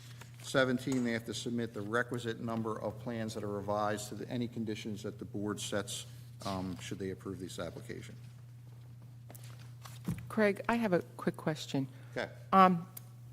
Notice that on pictures that it's currently a parking lot. That wasn't on any plans that the marina was including those parking spots for contingent upon their marina? That lot has never been approved. It's just been there for Okay. convenience. Correct. That's why I just wanted to confirm that. Okay. You wish to go again before we open anything up, or? No, I think if it's acceptable, I'll provide a brief statement after public comment, but I think at this time I'm okay. Anyone on the board have any other comments? I just have one quick, when we talk about lot coverage, is there any grass going in here at all? Yes. Yes, okay. There's a landscaping plan. Second sheet of the plan says the landscaping plan. Is there anyone within 200 feet of this project that wishes to speak? Anyone beyond 200 feet? Okay, closed to the public. Go. I'm sorry, did you? Okay, thank you. Again, we do appreciate the board's time tonight. This is a unique application. This is not what you see, which is why we went a little bit out of order and Craig went first, and it is a unique situation. But what we're looking at is that this is a better zoning alternative than what was previously approved on this site. And what you've heard Mr. Halbrunner and Blaine testify to is that what is being proposed is a better zoning alternative, is consistent with the neighborhood, and the requirements for the variances that are being requested can be made. We do appreciate the board's time tonight. As I said, I know that it is a little bit complicated, but it is important to understand what was previously approved there, so that we can make an informed decision about what Sandra will need to construct on that site after tonight's hearing. So we do appreciate your time, and we hope that you approve the application.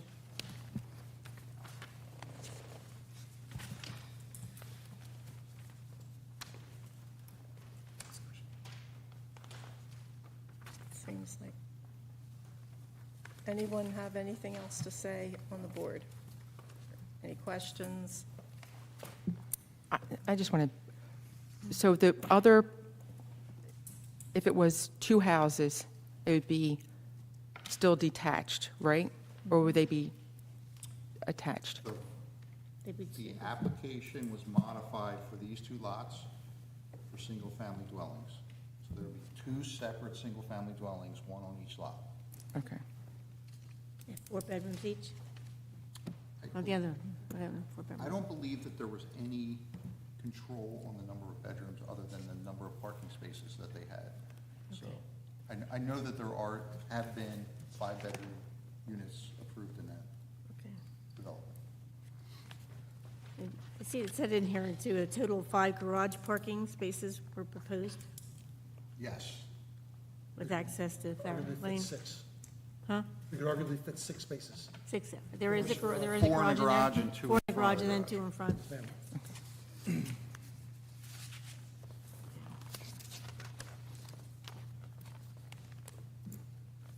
Okay, if there's no discussion, I'll phrase a motion for you to consider. I don't want to cut anybody off, okay.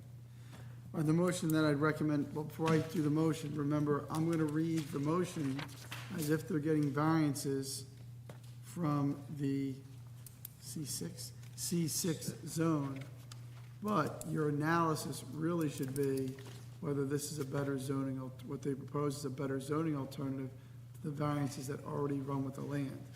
In essence, these lots have been zoned pursuant to the subdivision approval and the variances granted in it. That really is the zone it's in. You want to think about it that way. But if they're going to do something different than what's approved, then technically they have to get a variance from the C6 zone, but that is not the proper way to think about it, in my opinion. You should be comparing what they're allowed to do versus what they're proposing and see if it's a better zoning alternative. And then if you think it is or it isn't, is up to you. All right, so the motion I recommend being made is a motion to grant the variances 1 through 3 on page 4 of the engineer's report, in accordance with the chart prepared by Craig, but with 7 bedrooms in the bottom left-hand corner of the chart, with waivers 2, 23, 24, 27, and 29, with conditions 25, and conditions 1 through 17 on pages 6 and 7. That motion is phrased in the affirmative to grant it, but how you vote is up to you, and that's the motion I recommend being made. Can we have that motion? One second, I just Okay. want to see something. Technically, I think, are you also seeking, is there an amended subdivision Are you amending the subdivision on this too, or no? I don't think you need to. I just included it. I think when the original application came in, I was considering it, but I don't think it's necessary. Okay. As a condition, we're required to consolidate the lot line. That covers. And that, is there, okay. Good. Consolidation, but how are they, you probably talked about this, I apologize, I may have zoned out. I asked Is there a that as methodology? condition of approval, that they have to provide evidence of that consolidation. So there it is. I have a question for Craig, real quick. Can I do that? Craig, if it was two houses, would they need variances for lot width and for setbacks? No, those were already granted. They're already granted? Okay, that's what I was just, okay. They could get permits for those houses on those two lots, we'd never see them, they would just get permits. Yeah, if they prepared a development plan with a single-family dwelling on there that met all the setbacks and coverage and requirements, we would never see them. Okay. You'll pull a permit. I just know that when we have approval sometimes with the planning board, people like to see two houses for air movement between the houses versus a single house. That was one of the things that the planning board liked about this new proposal. I think they saw the development with the side-by-sides, and they thought that this was a better alternative. Right, to allow, My recollection of that discussion. So right, to allow that movement of there was air and discussion everything. about fire safety, light air and open space, yes. So you're on track there. Okay, can we have a motion to follow what was said? I'll make a motion. Make a motion? I'll make a motion. Okay. Mr. Zetzer is making the motion I'll second it. by Mr. Venuto. I just want to add one thing, I think this is a Okay. D variance, so you need 5 out of 7. So as you vote, remember that, 3 noes and they lose. Right? Yeah, your math is right. Yes. Thank you. Okay, Mrs. Notch? I'm voting yes only because there was previous requirements that they met. So because of the changes in the zoning, I'm voting yes. Ms. Sheehan? I'm voting yes. I'm not happy with this whole development, with how everything is crushed in there. I thought it would be a better development if there was more space between, but you can't change history, and they already have the approvals for the same density that's there now, so I'm going to say yes. Mr. Walsh? Yes. Mr. Zexer? Yes. Mr. Bodnar? Yes. Mr. Venuto? I'm not sure. It is a better zoning plan, but it is what it is, and I'll say yes. Mrs. Werner? I'm also saying yes. I think it's slightly less dense, but that whole area is what it is. So, yes. Thank you, Ron. Thank you. Before we call it night, can we just talk about something real quick? Nothing to do with this. We have one more thing to. Oh, I'm sorry. do. You got to pay Rich and me. Oh, we did? Sort of. So we need a motion to accept the bills. Can I, before you vote? I'll make, Before you vote on those, please, can I say something about them? Because I think it's terrifically misleading the way you're being asked to do this. This gives the appearance that you're spending the money and that you're voting for the town to spend the money, and that's not at all what's happening. Almost all of this is paid by the applicants. I can only speak to my bills, and Craig will speak to his. But for all of these October invoices, the only amount that the board is actually paying is $560, which is the meeting fee, which tonight calculated 3.5 hours. I get $500 for 3.5 hours.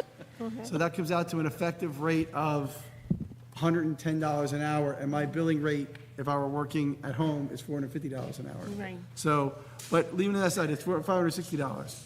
The rest of these are paid by the applicants through their escrow fund. So when you see, well, maybe Valentine might be the litigation. Litigation, you have to pay, the town pays.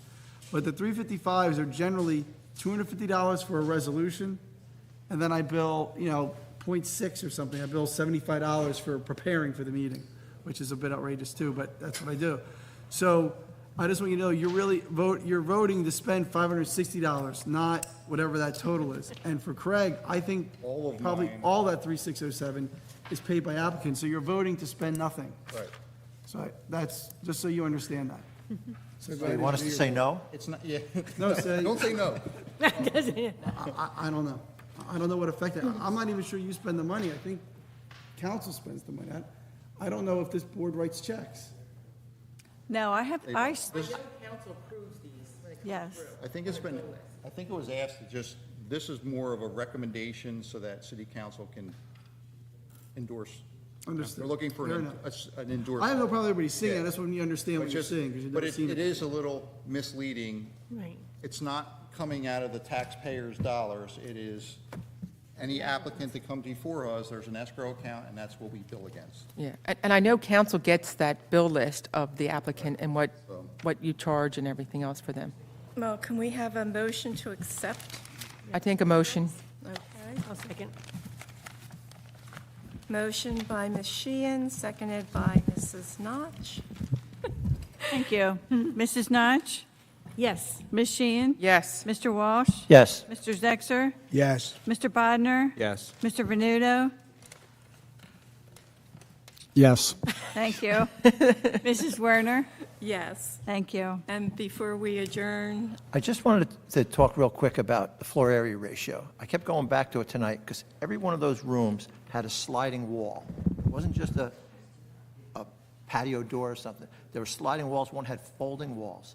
So it would a glass wall would fold into nothing. It would be gone, and then you would go out onto a screened patio. So what becomes indoor space? What becomes outdoor space? The reason they were getting away, I felt that they were getting away with that bar number, is that they had all this outdoor space, which here in Cape May, we all know that's living space, and they're using that as living space. Even though it's not heated and maybe not air conditioned, but it's what is indoors and what's outdoors. I think there should be something there that we. Just remember, no system is perfect, and you have No, a couple of different ways to capture density. So you also have lot coverage. So if they're going to put huge patios, they're going to eat up their lot coverage. So the two kind of cancel each other, kind of work with each other. So it's not really cheating. Creating outdoor space is creating lot coverage. So, and you encourage outdoor space. So I hear what you're saying, but at the same time, it's not like it's unregulated. I felt it was a better usage of that property to have one house than to two, but, Well, don't talk about the application they've left. okay, yeah, but The floor area ratio definition does not penalize, it actually encourages you to do decks and balconies, because none of that is included in the definition. It specifically excludes it. so for zoning, you would rather have outdoor space, you'd rather have decks Your than, ordinance encourages that because that is not controlled. It's only controlled by setbacks and the other zoning controls, but it's not included in floor area ratio. okay. And one thing I would say, just plant this seed in your mind. There's things that keep coming up that we talk about, maybe we should address in an ordinance or something. This lot averaging, I do think we should start thinking about something we can do for lots, for streets that don't have the four that are required. Maybe expand it that if they don't have three on the one side, they can look to the other side of the street and add those two, or something, because we've had 3 or 4 or 5 of these now in the last couple of I would months. stay on the same side of the street and just go a block further in each direction. Something like that. So something that lets them expand that a bit, Because because, the intent is to maintain the streetscape. Streetscape, yeah. Right. so anyway, just for future reference, not to. motion to adjourn? Make the motion. All in favor? Yes. Thank you, everyone, and good night.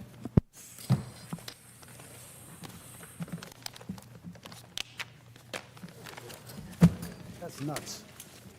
I'll tell you what. I get it.